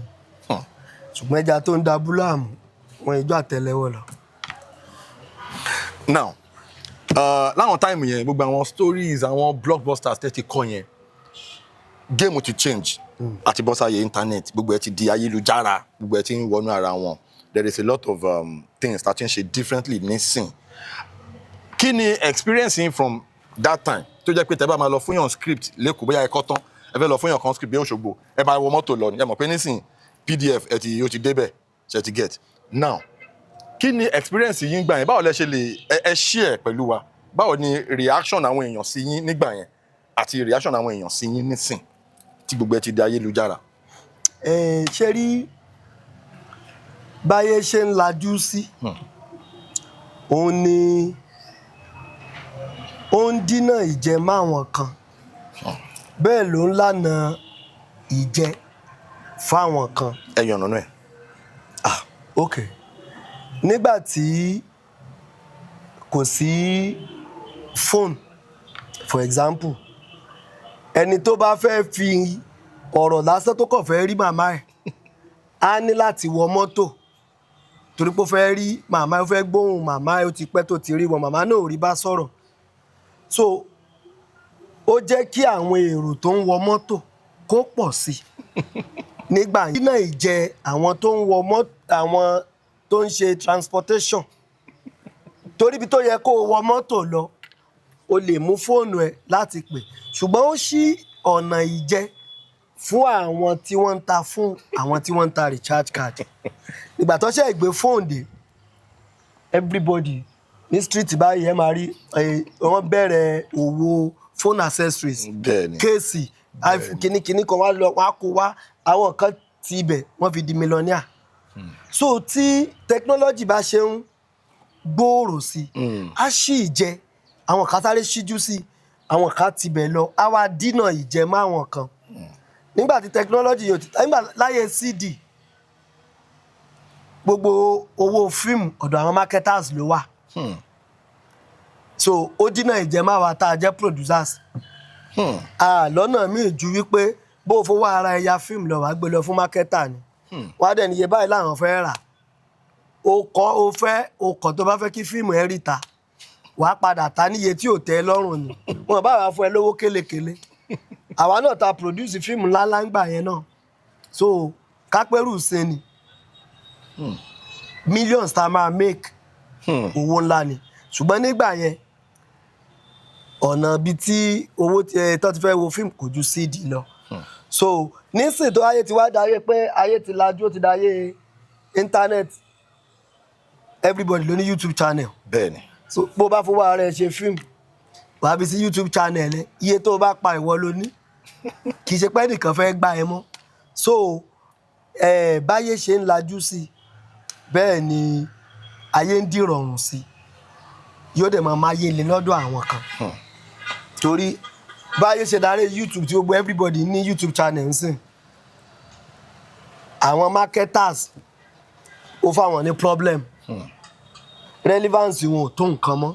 Bẹ́ẹ̀ni bíi ti gbà yẹn. bíi ti gbà yẹn so ó mì pé ó jẹ́ káyé le díẹ̀ lápá ọ̀dọ̀ tiwọn ó dẹ̀ jẹ́ mú káyé rọrùn díẹ̀ lọ́dọ̀ àwọn òṣèré. lọ́dọ̀ àwọn òṣèré táwọn tó jẹ́ producers so nígbà tá à ń kọ script nígbà yẹn à ń kọ script tó bá ti ń fọwọ́ kọ tó bá rò pé bóyá o tún jáde lọ tó rántí nǹkan kan ni ó tún mú báírò pẹ́ẹ̀ wàá tó parẹ́ wàá tó kọ a ṣẹ̀ máa lọ fáwọn tó máa táìpù ẹ̀ a lò wà lọ́dọ̀ àwọn tó ń táìpù ẹ̀. ẹ jókòó. tó bá táìpù ẹ̀ tá a ṣẹ̀ wá jókòó àlàfẹ́ lọ ṣe proofreading a wà jókòó tì í a tún máa kà á lọ́kọ̀ọ̀kan ẹ̀rọ mistake wáyé báyìí kíní kan a ṣẹ̀ print ẹ̀ first ìgbà mọ̀ ọkọ máa báwọn èèyàn kọ script máa kọ script tán báyìí táàtẹ̀ kí n tó táìpù ẹ̀ máa wá wọ mọ́tò máa lọ bá wọn máa wá máa tún kà scene by scene short opens or kíní kan dialogue scene by scene ni màá ka gbogbo ṣùgbọ́n sìn ó ti di rọrùn àwọn tí mi tiẹ̀ rí tá a dẹjọ́ ń ṣe business mo ti bẹ́ẹ̀ lómi kọ close to 10 movies àfojú kan ra wa rí àdẹjọ́ ń ṣe business a send owó sí mi màá bá kọ script ẹ̀ èmi náà send ẹ̀ sí àákà ok I to move on so ó jẹ́ káyé rọrùn iṣẹ́ tá à ń ṣe ń sìn pọ̀ ju ti gbà yẹn lọ. Now láwọn time kan a rí pé irú Oyenusi gbogbo àwọn movies and blockbusters yẹn ẹ̀yin àti Ṣeun Ọláìyá ẹjọ́ máa ń ṣiṣẹ́ Ṣeun ló máa ń direct èmi náà mo wà part of that story mo rí gbogbo fíìmù yẹn bí ó ṣe ń lọ some of them actually so time kan wá jọ ṣe fíìmù papọ̀ mọ́ ẹ̀yin náà wá bẹ̀rẹ̀ sí ní ṣe directing fúnra yín kí ni ìbáṣepọ̀ tó wà láàrin yín sìn then kí ni experience yín gbà yẹn being at the back of the of the set as the scriptwriter as the producer tí ẹ̀ ń fún ọ̀rẹ́ yín Ṣeun Ọláìyá ní directing kò máa ṣe kí ni difference yẹn nígbà yẹn àti sìn ẹ ti ń ṣe directing fúnra yín sìn experience yẹn challenges tó wà ń bẹ. Ṣeun Ọláìyá he was a very good friend he's still a good friend to me now. Okay. So nígbà yẹn òun ó kópa tó pọ̀ nípa káwọn èèyàn mọ̀ mí as writer he was a continuity manager. Yes. Yeah, ó kọ́ṣẹ́ lọ́dọ̀ Muideen Sasiliu. So ọ̀dọ̀ Muideen Sasiliu lèmi náà ti gba form tèmi náà ti fẹ́ kọ́ṣẹ́ continuity manager kí n tó di writer through ìyàwó wọn script writer ni. Ìyàwó Muideen Sasiliu. Yes, Abibat S. Ayinde. Àwọn ni mo lè sọ pé wọ́n jẹ́ ẹni tó jẹ́ kí n máa kọ script.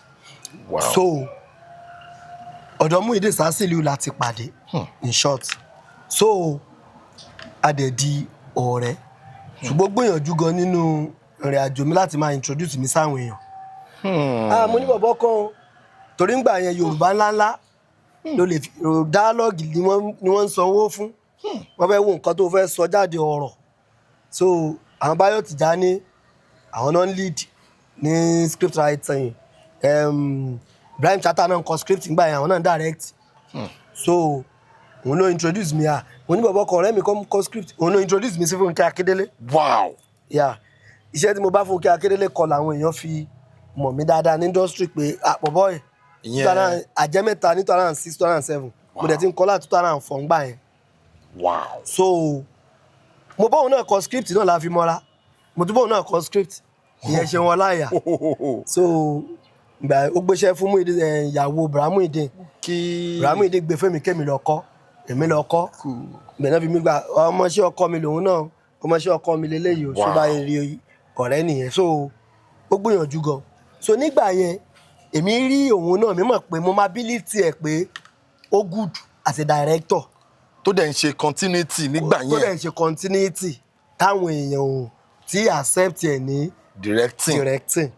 So mo wá máa ń sọ wípé Ṣeun Ọláìyá sẹ̀ tó marketer mi gbà yẹn ẹjá ló Ṣeun Ọláìyá wọ́n máa ń good director àṣírí kan wà ó yẹ kí n ti produce a film láti 2009 marketer ló wá padà sọ fún mi pé Sharafa Tọ́lá we were close ó dẹ̀ ń kó fáwọn èèyàn wọ́n ń produce Tọ́lá bá lọ lọ́rin adúró ń bàdàn á gbé mi bá bàdàn àjọ ríra àjọ ń ṣeré dáadáa mo dẹ̀ bá wọn ṣiṣẹ́ wọn dẹ̀ kówó lẹ̀ fún mi mo dẹ̀ ti submit script fún wọn pé ẹ kówó lẹ̀ já yaṣẹ́ wọ́n ní Sharafa ṣé o mọ̀ pé ò bá ti produce ti pẹ́ ṣùgbọ́n nítorí pé òun insist lórí pé Ṣeun Ọláìyá ló máa direct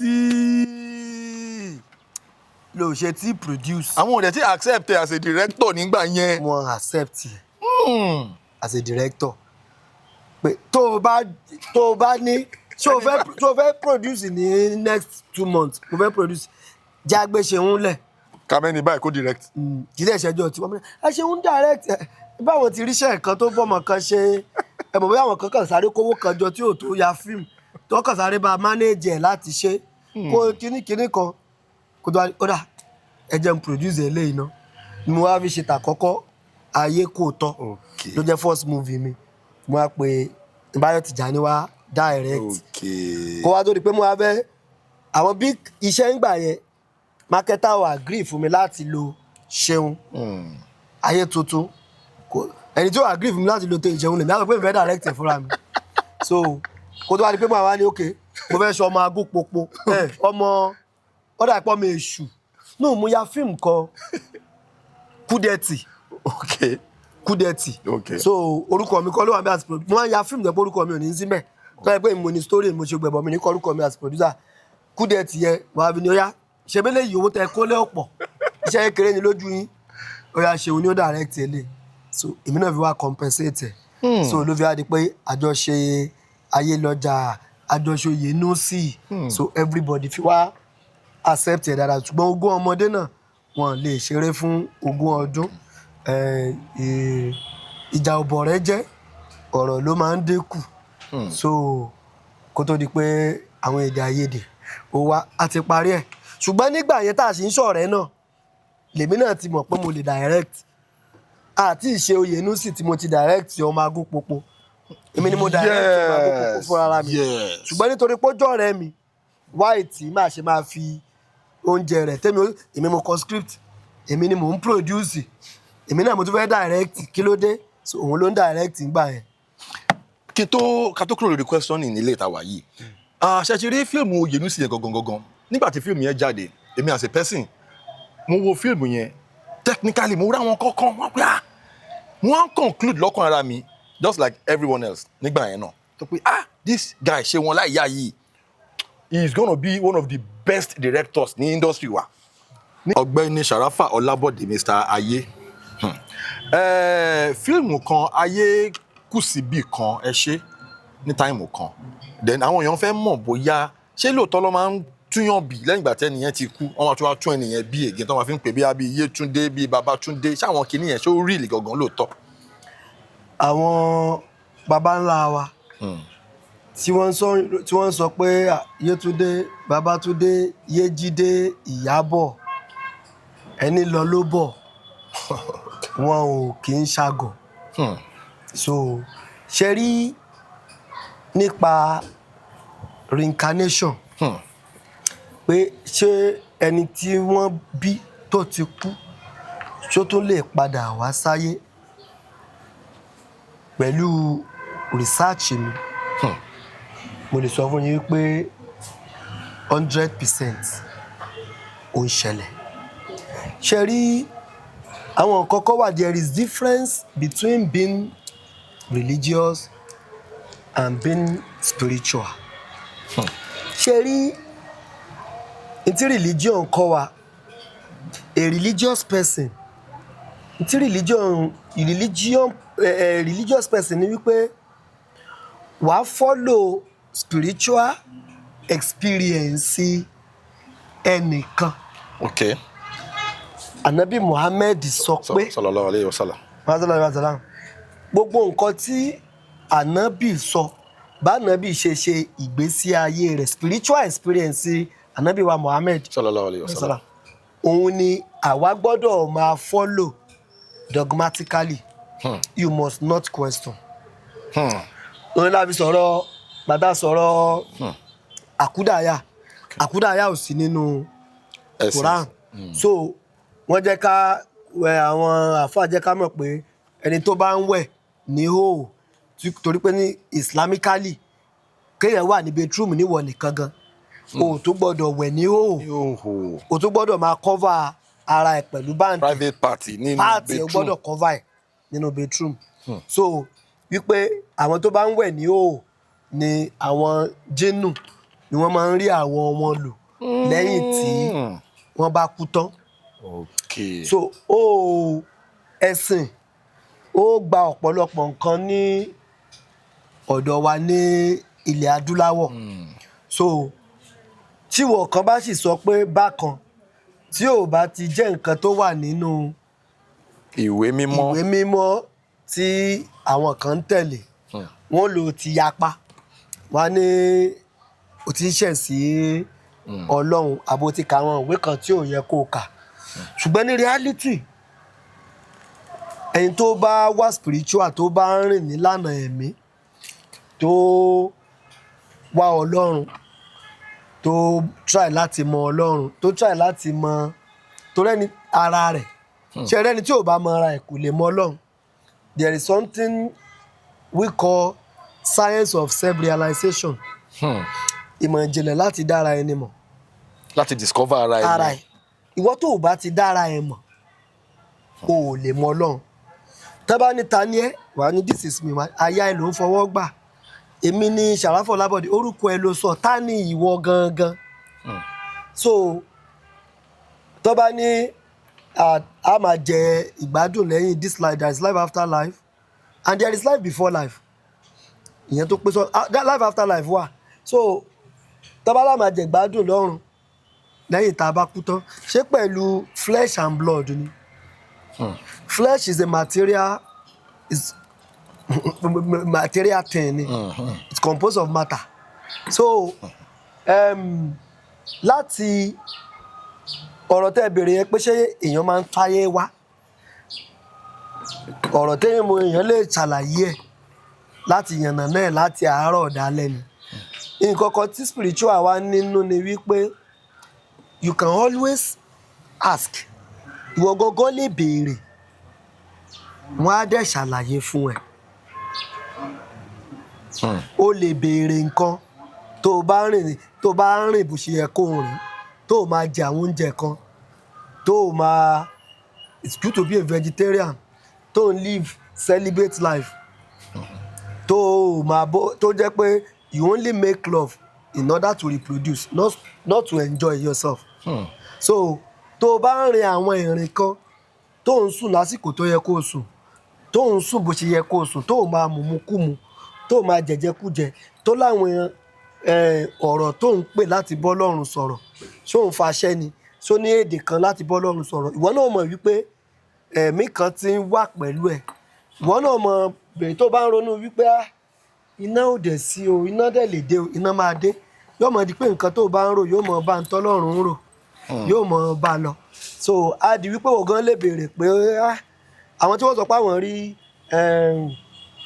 ṣéèkì wọ́n lè láwọn rí Jésù lójú oorun ànábì Ìsá àwọn kan mọ̀ describe ànábì kan ṣe rí so ní lọ́pọ̀lọpọ̀ gbà ṣe rí àwọn ìmọ̀ kan wà téèyàn bá ní ìmọ̀ wèrè náà máa ń pè ìmọ̀ mọ̀jìnnú wọ́n mọ̀ ní àwọn ìmọ̀ kan wà èyí ò gbọ́dọ̀ ìmọ̀ kọ̀kọ̀ ni so wọ́n pa àwọn kan nímọ̀ kọ̀kọ̀ tí kì í ṣe ìmọ̀ tó jẹ́ ìmọ̀ gbangba torí àwọn tó bá ti ní ìmọ̀ yẹn gbangba ó dàbí kó máa fẹ́ try láti ṣàlàyé quadratic equation fún ọmọ tó ṣì wà ní primary school tó jẹ́ pé arithmetic 2+2 ló ṣì mọ̀ kò lè understand the equation torí pé kò tí ì dé knowledge yẹn so spiritually téèyàn ò bá tí ì ga débì kan nínú ẹ̀mí tó bá ṣàlàyé nǹkan kan fún pé báyìí ló ṣe rí kò ní lè yé ẹ kò ní ní idea kò lè yé so there is no point láti try láti educate èèyàn ní nǹkan tó mọ̀ pé làákàyè rẹ̀ ò lè comprehend so gbogbo kò sẹ́dà tuntun nílé ayé. Really? Yes. Tó máa bí ọmọ tuntun sí tó máa ní ọmọ tuntun o. Kò sẹ́dà tuntun nílé ayé. So kò sẹ́dà tuntun nílé ayé. Your previous life determines your present life and your present life will determine your future life. You are still coming back. We are here now. A sì tún máa padà wá. Ṣùgbọ́n tó o bá pa ẹni méjì ló wà ọ̀run àtayé. Ẹni tí ò bá ti sí láyé á wà lọ́run. Ẹni tí ó wà lọ́run tí ò ní padà wáyé mọ́ ó máa ti ṣeṣẹ́ ọ̀run láti wọ ọ̀run. Ẹni bá ti wọ ọ̀run rere ò ní padà. Ẹni tí ò bá ti rọ̀run wọ̀ ń padà bọ̀ wá sáyé. Okay. Ó dijọ́ tí a dàbí ìlẹ̀kẹ̀ ìdí ni. Ẹ mọ̀ pé ẹni tá a rán níṣẹ́ tí ò bá mọṣẹ́ jẹ́ ó lè rìn lẹ́ẹ̀mejì ó lè rìn lẹ́ẹ̀mẹ́ta. Bẹ́ẹ̀ni. Ó lè rìn jẹ́ mẹ́ta lọ. Ó dijọ́ tó bá tó mọ iṣẹ́ tá a rán pé kó jẹ́ yẹn ìdí tá a fi wá sáyé ní tá a fẹ́ wá ṣe láyé tá a bá ti mọ̀ Ọlọ́run fẹ́ ká mọ̀ so èèyàn máa padà lọ ra súwìtì wá ó lọ ra nǹkan mi wá orí ẹ̀ ò pé àní kò lè súwìtì báyìí onígi ó tún mú mi wá so ibẹ̀ yẹn kì í ṣe nǹkan tó yẹ ká máa yóò ẹlòmíà ní ìtẹ́ni yìí ń sọ kò mọ Kùránì ò sọ bẹ́ẹ̀ Bíbélì ò sọ bẹ́ẹ̀. Mr. Sharafa Olabode abala táwa yìí ló ń pè ní famous call ẹ máa wo orí contact yín ẹ máa wá pe famous person kan tí ó jẹ́ gbajúgbajà táwọn èèyàn mọ̀ ẹ máa wá pe ẹni yẹn ẹni tó máa gbé call ni o ẹ máa wá pe ẹni yẹn àwọn aráalé wọ́n fẹ́ rí ẹ̀ tẹ́ fẹ́ pè. ṣe rí gbogbo àwọn ìlú mọ̀ká ó dàbí kéèyàn kan wà níbì kan kó ní òun fẹ́ pe èmi náà iṣẹ́ wa iṣẹ́ tá a jọ mọ̀ ni. bẹ́ẹ̀ number one látijọ́ tí bẹ́ẹ̀ láti 2007 fóònù mi ò ríǹgì rí mo wà ní location mi ò sí ní location tí mọ́ mi lára so iṣẹ́ wa tá a jọ ń ṣe ẹni tó jọ ọ̀rẹ́ ẹ̀ tímọ́tímọ́ jù tó wò pé ó famous mo lè pé agbẹ́kọ̀ tó bá wà lórí sẹ́ẹ̀tì ní táìmù yẹn kò lè gbé kọ́. kò ní gbé kọ́ ò bá pè lẹ́ẹ̀mẹwàá.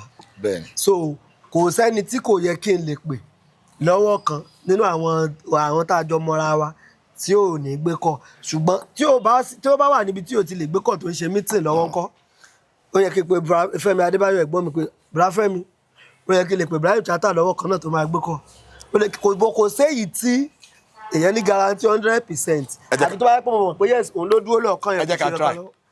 táwa ni ká pè báyìí. ẹni mọ̀ tó ṣàti popular ní kẹ́pẹ́ ẹ bá pé. ẹ jẹ́ bọ́dà pé Yétúndé ò sí lórí sẹ́ẹ̀tì báyìí mi rò kó wà Nàìjíríà so ó yẹ kó wà níbi tí ó ti máa relax ẹ jẹ́ kí n pe Yétúndé Barnabas. Okay.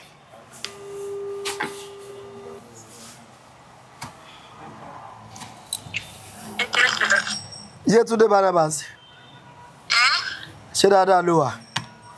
adúpẹ́ ẹ̀wẹ̀ káàsán mo kàn fẹ́ pè ẹ́ kí n gbóhùn ẹ̀ ni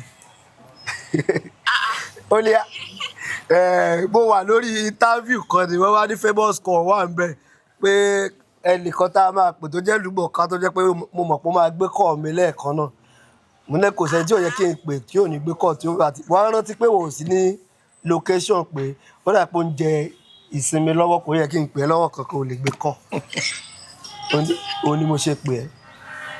okay o. ṣe máa fún ọ lẹ́bùn ni. Yétúndé Jeff ló ń sọ̀rọ̀ tó ní Montana. Hi. How you doing now? Báwo ni family? I'm fine, thank you so much. Thank you for picking the call. so tí mi tó bá yẹ pé mi ò gbé kọ́ kí mi ò bá ṣẹlẹ̀. I pe another person tó tún famous but thank you for honouring his call.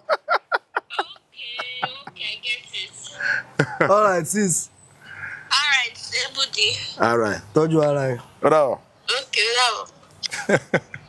Yes, so a rí pé ọ̀gbẹ́ni Sharafa Ọlábọ̀dé lọ́gán tí wọ́n pe Yétúndé Barnabas báyìí ló gbé kọ́ ìyẹn tún lè kẹ́ńkà ó ga jù. Now the next question is gonna go like this. Nínú industry as a creative industry kò sí ẹni tí kò kí ní challenges títí ẹ̀ one or two. Kí ni the most challenging experience yìí ní industry bóyá èèyàn kan àbí èèyàn méjì àbí èèyàn kan tó jẹ́ pé nǹkan tẹ́ni yẹn ṣe tẹ́ bá ń rántí nílé gbàgbé mọ́ torí nǹkan yẹn máa ń dùn yín lọ́kàn gan ẹ ṣe ẹ̀ pẹ̀lú àwọn aráalé. nítorí pé ẹ̀dá tí Ọlọ́run dá èmi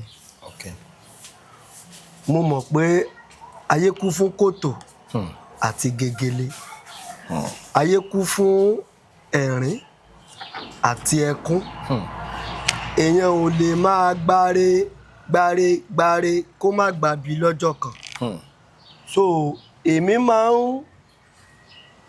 máa ń get ready kò sí nǹkan kan tó máa ń bá mi ní irú kílè yìí ni máa ń mú gbajúmọ̀ sùn lójijì nàbí máa sùn lójijì ní oorun ikú ni mò ń sọ kí ló ṣẹlẹ̀ yìí akọ̀wà hypertensive so kò rí lè sí nǹkan kan tí ó máa dé tí ò níbi tí ó dé sí so èmi ò àti tèmi tí bá ṣoore fúnyàn mi ò ń retí ẹ̀san Ọlọ́run tí ó dá wa ojoojúmọ́ ló ń ṣoore fún wa pé à ń mí lójoojúmọ́ oore ni bẹ́ẹ̀ni Ọlọ́run tó wá ń ṣoore fún wa yìí ẹ̀ẹ̀mélòó làwọn èèyàn tọ́lọ́run ń ṣoore fún ni wọ́n ń kí hallelujah nínú 24 hours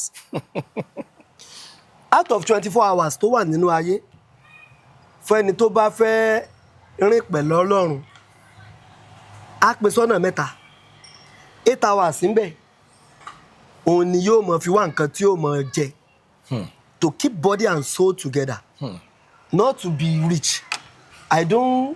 Èmi ò ń wá, mi ò wọ́rọ̀. Tẹ́lómi bá gbá kíní kan, nǹkan tó jọ ẹ́ lójú yẹn kì í ṣe nǹkan tó jẹ́ priority tèmi. Ẹni tó bá ń wáyé ò ní rọrùn wọ̀. Ẹni tó bá ń wáyé ò ní rọrùn wọ̀. Ẹni tó bá sì ń wọ̀rùn kò lè ráyè ṣe. So deep. Out of that 24 hours tó bá ń fi 8 hours máa fi wá nǹkan tó máa jẹ kì í ṣe pé láti lówó rẹpẹtẹ. Wàá máa fi 8 hours tó kù òun ni kó o máa fi sùn. Ẹni tó bá ti ń sùn ju 8 hours lọ nínú 24 hours kò dáa tó. So 8 hours tó kù kí lẹ mọ̀ tó yẹ ká máa fi ṣe? Kí ni? Ó yẹ ká máa fi dúpẹ́ Ọlọ́run, ká máa fi bọ́lọ́run sọ̀rọ̀, ká máa fi dúpẹ́. Ṣùgbọ́n nínú 8 hours yẹn 25 minutes péré ó ní ẹ̀sìn Islam yọ ọ́lẹ̀ fún wa pé ẹ lo 5 minutes láti fi kírun wákàtí 5 minutes. 5 minutes ẹ ti kírun tán. Èèyàn mélòó ló wá ń kí 25 minutes yẹn? So àwa tọ́lọ́run wá ṣoore fún tá a lè hallelujah tá ti ṣe alhamdulillah tó yí bí iṣan lẹ́nu wa. Òun ẹ̀dá kan wá ṣoore fún tó wá ń retí kó dúpẹ́. So má retí ọpẹ́ tó o bá ṣoore fún yàn. Ó tiẹ̀ mi ò ṣe nǹkan kan rí kí n ṣe níṣe pé kí ẹnìyẹn lè reciprocate. Oore tó dáa jù gan lóore tó ṣe tẹ́ni tó ṣoore fún òun mọ̀ pé o ṣoore fún òun débi pé yóò dúpẹ́ lọ́wọ́ ẹ̀. Oore tó ní ládájú ni kó o ṣoore kẹ́ni tó dẹ̀ ṣoore fún tí ó mọ̀ òun ló ní ládájú tó bá yẹ tó ń dúpẹ́ oore náà. So ibi tèmi ò wá retí oore ni wọ́n á fẹ́ sọ pé nìkan disappoint mi. Mi ò retí kó o wá dúpẹ́. Ẹ̀yin kàn máa ń ṣe tiyín fọ́lọ́run. Ẹ máa ṣe tèmi. In the process kò sẹ́ni tó dáa tán.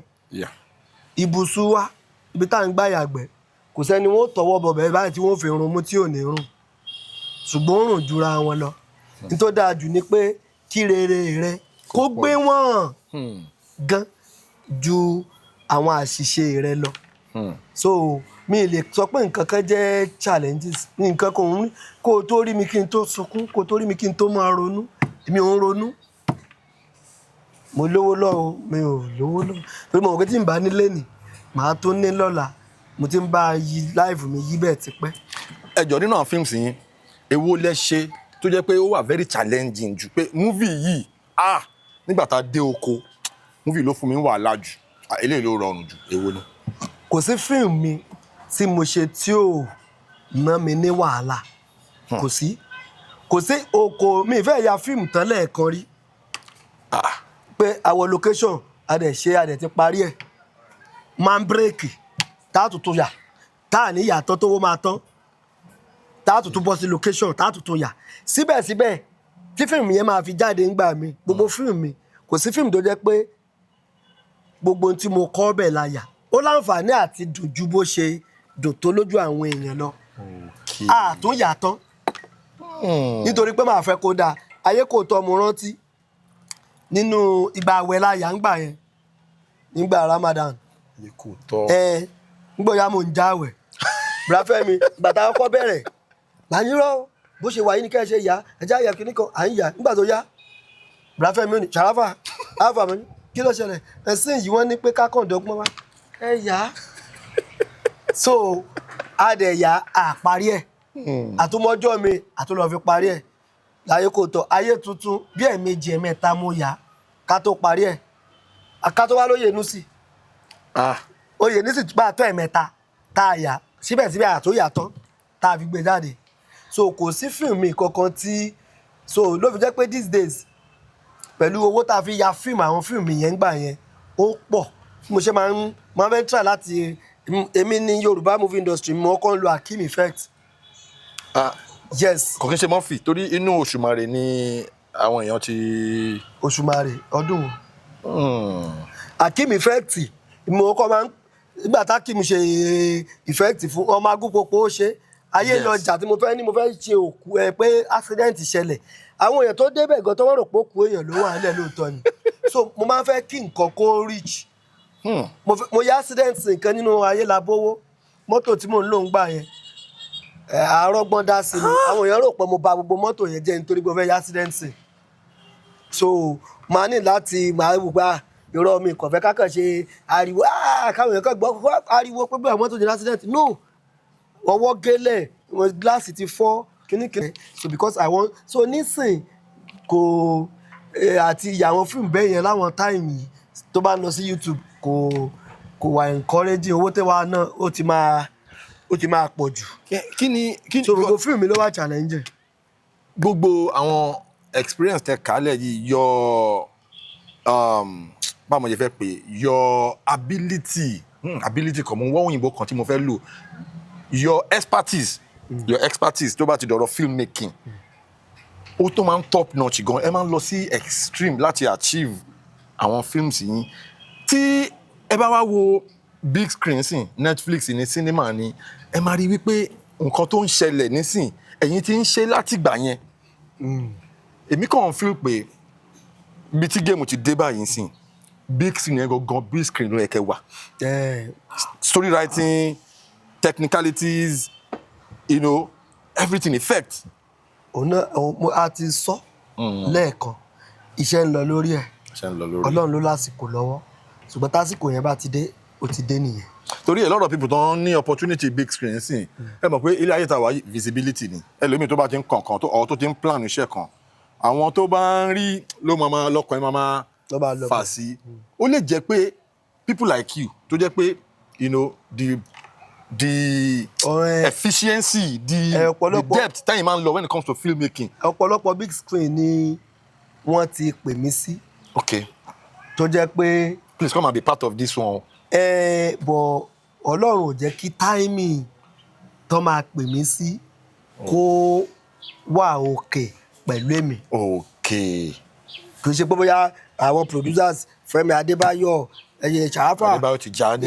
Ṣàráfà àwọn ẹgbẹ́ ṣe screenplay wọ́n pè mí fún jagunjagun Ṣàráfà kínníkínní kan ọjọ́ báyà ọjọ́ yẹn mo ti wà location tí mo ti gbowó iṣẹ́ ẹnìkan even kò jẹ́ YouTube wọ́n ṣàṣọwọ́ ni so kò work so kò ń ṣe pé bóyá Tóyìn àìjọ meet tàbẹ́jọ ṣe alákàdá yìí tó ṣe tán recently yìí náà so wọ́n ń pè mí bọ́ Ọlọ́run ò jẹ́ kí àkókò yẹn kó wà láti jọ ṣe àṣepọ̀ ńgbà yẹn bọ̀ àwa náà ń planning lọ lọ́wọ́ so nǹkan gidi á jáde láìpẹ́. àmín. nígbà tí Múyìwá Adémọ́lá òkè bí irú ọ̀rọ̀ yìí ń sìn Múyìwá ọ̀tẹ́ bí screen kó tó ní pé wọ́n ṣe orí rebirth. àwọn náà ní plan wà ńlẹ̀ pẹ̀lú mi tí ò bá ti jáde so àwọn èèyàn ò lè tí mọ̀ pé plan kankan wà ńlẹ̀ so ó ti pẹ́ tí plan ti wà ńlẹ̀ so kọ́lọ́n kó fún wa láǹfààní kó má jẹ́ ká fara sínú kú bọ̀ àrà pọ̀ tá a máa dá ní big screen. Now, this interview is not going to be complete if I do not say this. Mr. Sharafa Olabode, the entire industry, we are waiting for you at the big screen because we know what you have done. We know what you are doing. We know what you can do when it comes to big screen. We know the depth you can go when it comes to filmmaking. So, I'm something officially, but we are waiting patiently for your works. Ó ń bọ̀ Ọlọ́run aṣọ wa jọdún tó ń bọ̀ lọ a máa rí dán kò dẹ̀ sí Instagram lára ní alára ló ń gbéraga lóòótọ́ then ẹni tó gbé nǹkan dání mọ nǹkan tó ń gbé dání Ọlọ́run má mú wa kì í ṣe ó dùn kò dùn èyí kúrò ẹyọ yẹn kúrò kì í ṣe ó máa dùn àbí kò ní dùn yóò dùn ni. ẹ̀yin tí wàá nílé ẹ jẹ́ kí sáré chip in kankan ká tó wrap up ẹ pàdé mi ní comment section let me know your thoughts in the comment section as to this topic tí mo fẹ́ throw. ẹ̀yin tèmi which of Sharafa's blockbusters which of them do you want to see the sequel? èwo nínú àwọn films ṣáyé lọjà lẹ fẹ́ rí ní big screen ní Netflix ní cinema ni or Ayélabówó ṣé ayé kò tọ́ lẹ fẹ́ rí ni àbí Oyèlúsì àbáyé tuntun?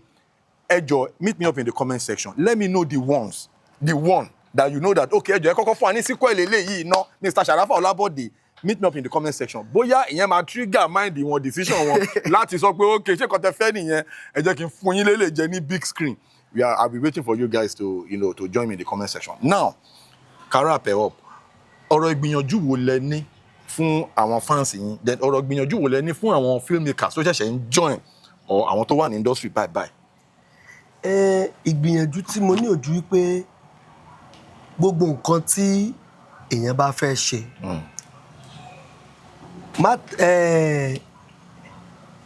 Ìgbà tí mo fẹ́ máa kọ script. Number 1 ni kó target. Wọ́n ní aim for the moon. Tó bá mú arrow ẹ̀ tó rò pé mo fẹ́ ta òṣùpá lọ́fà. Tí ò bá padà bá òṣùpá, I'll land among the stars. Yóò bára wọ̀. So anything tó bá fẹ́ ṣe, ìgbà mo fẹ́ máa kọ script, mo ní ta ni number 1 tó mọ̀ ọkọ jù. Tó mọ̀ ọkọ jù. Wọ́n ní lágbájá àwọn táwọn èèyàn regard ní ọ̀gá nìyẹn, ẹ fún mi script wọn. Mo wá kà. Kí náà ṣe mọ̀ ọkọ jù? Kí ni nǹkan tó ń ṣe tó wà exceptional táwọn èèyàn fi gbà wọ́n? Ṣé nǹkan yìí ni? Ó yá, àwọn ni mo fẹ́ bá ṣe competition. Kí epo fẹ́ bá wọn ṣe competition, mo fẹ́ ginger ara mi ni. So tí mi ìbá padà wá lé wọn bá, wọ́n máa ka èmi náà pé bọ̀bọ́ yẹn náà ń gbìyànjú. So anything tó bá fẹ́ ṣe, má rí nírí pé mi náà kàn fẹ́ ṣe, wò pé ta ló mọ̀ ọ́n ṣe jù. Ẹni tó wá mọ̀ ọ́n ṣe jù yẹn wá wo kí ló ṣe mọ̀ ọ́n ṣe jù, ọgbọ́n wo ló ń dá sí. Ẹni yẹn ni kó wá dúró pé mo fẹ́ lé ẹni yìí, mo fẹ́ surpass ẹ̀. Èmi náà mo fẹ́ ṣe jù lọ. So ó ṣeé ṣe kó o rí ṣe jù lọ. Tó o bá dẹ̀ rí ṣe jù lọ, ó ṣeé ṣe kẹjọ wà bákan náà. Tàbí kí wọ́n náà súnmọ́. Ó bá wà láàárín àwọn great. Wà á wà láàárín wọn. Ṣùgbọ́n tó bá kàn rí nírí pé wọ́n ń ṣe, èmi náà kàn fẹ́ ṣe, èmi náà kàn ń try láti ṣe, wà á kọ́ wà láàárín àwọn kọ́mà náà ni. Èmi ò lọ́jọ́ mo ti bẹ̀rẹ̀ script writing tó ti gbàgbà báyìí ni mo ti bẹ̀rẹ̀ pé yes, wọ́n ti wò pé talent nìyí. So àwọn yẹn ni mo fi ṣe pé àwọn eléyìí ni mo fẹ́. So ẹni iṣẹ́ tó bá fẹ́ ṣe, mo lọ́kùnkúndùn pé ta ló mọ̀ ọ́n ṣe jù ń bẹ. Ẹni tó mọ̀ ọ́n ṣe jù yẹn ni kó o wádìí tó fi mọ̀ ọ́n ṣe jù, bó o ló ṣe ń ṣe. Ṣé o fẹ́ act ni, ìwọ náà gbé full length mirror síwájú ara ẹ̀. Tó bá ní ṣe nǹkan báyìí ṣe. Ijó tó fẹ́ jó gbangba tí ó yẹ kọ́kọ́ jó ní kọ̀rọ̀. Nǹkan tó bá ṣe tó bá dá ìwògbè, òun lọ̀rẹ́ ẹni. Òun ni máa bá ní sòótọ́ ọ̀rọ̀. Èwo ni ìwògbè? Jígí. So jígí òun lẹ́nìkejì ẹni. Ìwọ dúró wájú jígí ẹ, òun ló lè sòótọ́ fún ẹ. So ìwọ náà ṣe nǹkan yẹn pé ṣé mo ń gbìyànjú. So anything tó bá fẹ́ ṣe, òun bọ̀ lọ́nà ni o. Àwọn tó mọ̀ ṣe tó bá fẹ́ act, tó bá jóbìnrin, mo pé mo fẹ́ ṣe bí Fúnkẹ́. Mo fẹ́ ṣe bí Tóyìn Àìmàkù. Ló fi jẹ́ pé àwọn èèyàn kan wọ́n lo kinní yẹn ó dẹ̀ jẹ. Nígbà yẹn, mo forúkọ bo àwọn èèyàn wa kan, ọmọ mi kan láṣìírí. Ó ní ṣe bí act bí Fúnkẹ́. Act bí Tóyìn Àìmàkù. Ló fi jẹ́ pé táwọn èèyàn kan bá ń bọ̀, àwọn èèyàn mọ̀ ní lágbájá yìí kí ló tó ṣe act bí acting. Ó dà pé ó ń try láti copy Ọdún Adékọ́lá. Ó dà pé ó ń try láti copy, èèyàn fẹ́ máa sọ̀rọ̀ bí Ibrahim Chatta. Mo lẹ́nìkan tó pé actor náà ti distance àwọn yóò ní acting máa ń dá yóò pé ó fẹ́ máa rà pé jà Ibrahim Chatta ló fẹ́ copy bó ṣe ń delivery ẹ̀. So ó lẹ́nìkan tó wá wò ó wá lè ti tó bá wò ó lè fi yẹn dìde. Ó dàbí olórin ni. Ẹ ra àwọn olórin kan bíi Muri Thunder, àwọn kan mú ọwọ́ Saheed Òṣùpá. Táyé Currency, wọ́n á rúpa Táyé Pàṣọ ló ń jẹ́, ó mọ́wọ́ Táyé, ó mọ́wọ́ Pàṣọ, ń bọ̀ ya òun náà dá dúró. Ìwọ náà kọ́kọ́ try láti ṣe bí ẹnìkan. Ṣé style tẹ́ni yìí máa ń lónìí? Tó bá tún wá fi style yẹn dìde díẹ̀ táwọn èèyàn gbé ṣó ń ṣe bí lágbájá ni, ìwọ náà wá padà wá ṣe kí ni, wá dá dúró lọ́wọ́ ara ẹ̀. So bó ṣe jẹ́ ni ìgbìyànjú kó wo ẹnìkan pé ẹni yìí o, mo fẹ́ máa ṣe ju ẹni yìí lọ. Mo fẹ́ máa mọ̀ ọ́n ṣe tó ẹni yìí. So tó o bá try tó o gbìyànjú, tó o bá mọ̀ ọ́n ṣe tó o wàá súnmọ́. Nígbà tẹ́ cast Oyenusi. A ti sọ̀rọ̀ casting. Mo tún fẹ́ ó ní spiritual level kan tí mo fẹ́ gbé wọlé mẹ́yẹn. But tẹ́ ń ṣe casting Oyenusi. Báwo lẹ ṣe arrive pé okay, Ọdún Adékọ́lá ni this person will play this character perfectly than any other person in the industry. Ṣé style tí èyí máa fi ń kọ fíìmù nígbà míì kò sírú genre tó fẹ́ ṣe táwọn èèyàn kan ò ti ṣe. Kò sírú story tó fẹ́ kọ táwọn èèyàn kan ò ti kọrú ẹ̀. Wàá wá wọ́nà láti jẹ́ kí tiẹ̀ yàtọ̀. Nígbà mo fẹ́ ṣe Ayé lọ́jà, àwọn èèyàn ti kọ fíìmù àkúdà. lọ́pọ̀lọpọ̀ èmi wá fẹ́ kọ àkúdà in another form pé òkè àkúdà eléyìí wọ́n mú wálé o ó yàtọ̀ so àwọn èèyàn ti ṣe crime story dáadáa ìgbà tẹ́mi wá fẹ́ ṣe Oyènúsì àìníye wọ́n ti ṣe robbery wọ́n rọ́ọ̀bù kíní kan wọ́n fẹ́ ṣe crime tó jẹ́ pé ó máa wà entertaining a lè káyè ibi tí wọ́n ti yìnbọn nínú Oyènúsì tó ti yìnbọn tó ṣe gẹ́gẹ́gẹ́gẹ́ ẹ̀mẹ́rin ló Oyènúsì lọ rọ́ọ̀bù tẹ́ bá wo fíìmù yẹn láti part 1 to 3 4 gan ẹ̀mẹ́rin ló ní robbery ẹ̀ so style tẹ́mi wá lò ní pé mo adopt pé mo fẹ́ fi kí fíìmù yìí kó wà entertaining mo fẹ́ kí crime táwọn ẹtẹ́ni yìí ń commit kó ó máa pààyàn lẹ́rìn kó wá dramatic kó wà entertaining ló fi jẹ́ pé ìgbà tó mú ìwà mu Débọ́lá tó pidán kan lójú ẹ̀ wá mu lọ bank ó wá ní kíní tẹ́ ṣe lọ ilé lẹ́ẹ̀kan yẹn tẹ́ fi magic tẹ́ fi pe ìwé wá ní fún ẹni tó ní kẹ́ gba Jésù gbọ́ yẹn wá ní fìwé ní pèwé wá this time around wo báàgì tí mo mú dání àwọn owó tó kó sórí káńtà yẹn òun ni kẹ́ command ṣé n tó mú mi wá ṣe ní báǹkì nìyẹn so mo wò pé actor wo ló lè deliver tó máa fún mi ní tó máa flow tó máa lè mú tó máa blend comical role pẹ̀lú kinní kan tí ó fìyàn ṣe ẹ̀yẹ tí ó dẹ̀ máa ṣe tí ó dẹ̀ máa wà burúkú Ọdún ló dáa fún òkèrú ẹ̀ style yẹn náà la lò nínú Múfú Olóòṣà Oko tó fi jẹ́ pé style tó fi ń rob nínú Múfú Olóòṣà Oko ó yàtọ̀ díẹ̀ tó Oyènúsì níta èmi náà kọ́ Múfú Olóòṣà Oko tí mo bá ṣe nínú Múfú Olóòṣà Oko ni pé a jẹ́ káwọn audience fall in love pẹ̀lú ẹ̀ all the time kò àfẹ́jẹ́ àwọn audience ò fẹ́ kó kú ẹni tó ti commit crime tó láti jẹ́ kó pé style tó fi ń commit crime ẹ̀ tó bá gbowó lọ́wọ́ àwọn èèyàn yóò tún lọ fáwọn afọ́jú ní títí o ìgbà tó yá ó tún di pé ọlọ́pàá tó fẹ́ fi set ẹ̀ up wọ́n ti di pé wọ́n ti wà in love ọlọ́pàá náà tún fẹ́ ṣe so ó máa ń ní láwùgbà ẹni yìí máa dáa fún ròyì torí ó ti mú comic ìgbà mo ṣe ayé Ṣínà Rambo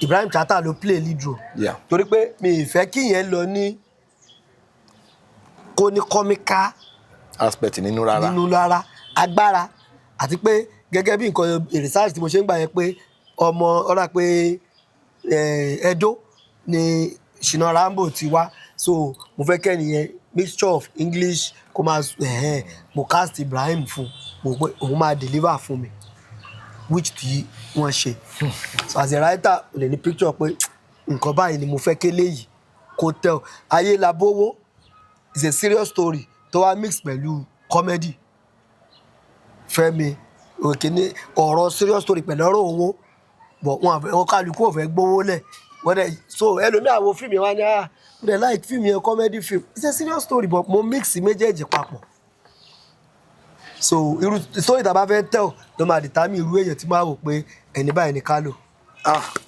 Ó ní agbára. Thank you so much for your support. Thank you so much for sharing your experience with us on the show. Oríṣiríṣi nǹkan tí ẹ̀yin ará létí ẹ̀ mọ̀ òun lẹ ti mọ̀ lénìí nípa gbogbo iṣẹ́ ribiribi tí ọ̀gbẹ́ni Sharafa Ọlábọ̀dé Mr. Ayé tí wọ́n ti gbé ṣe nínú industry wa tó dẹ̀ tún sì ń ṣe tí a dẹ̀ ń retí pé big screen yẹn sẹ́ tó bá débẹ̀ wọ́n máa bójẹ gan.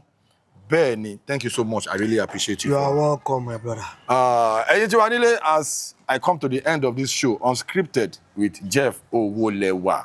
Please do not forget to subscribe to my channel, Jeff Owolewa TV, and smash that notification bell. So when my next video is popping up, you're going to be the first to see it. God bless you for watching my videos. God bless you for dropping those beautiful comments. Hala.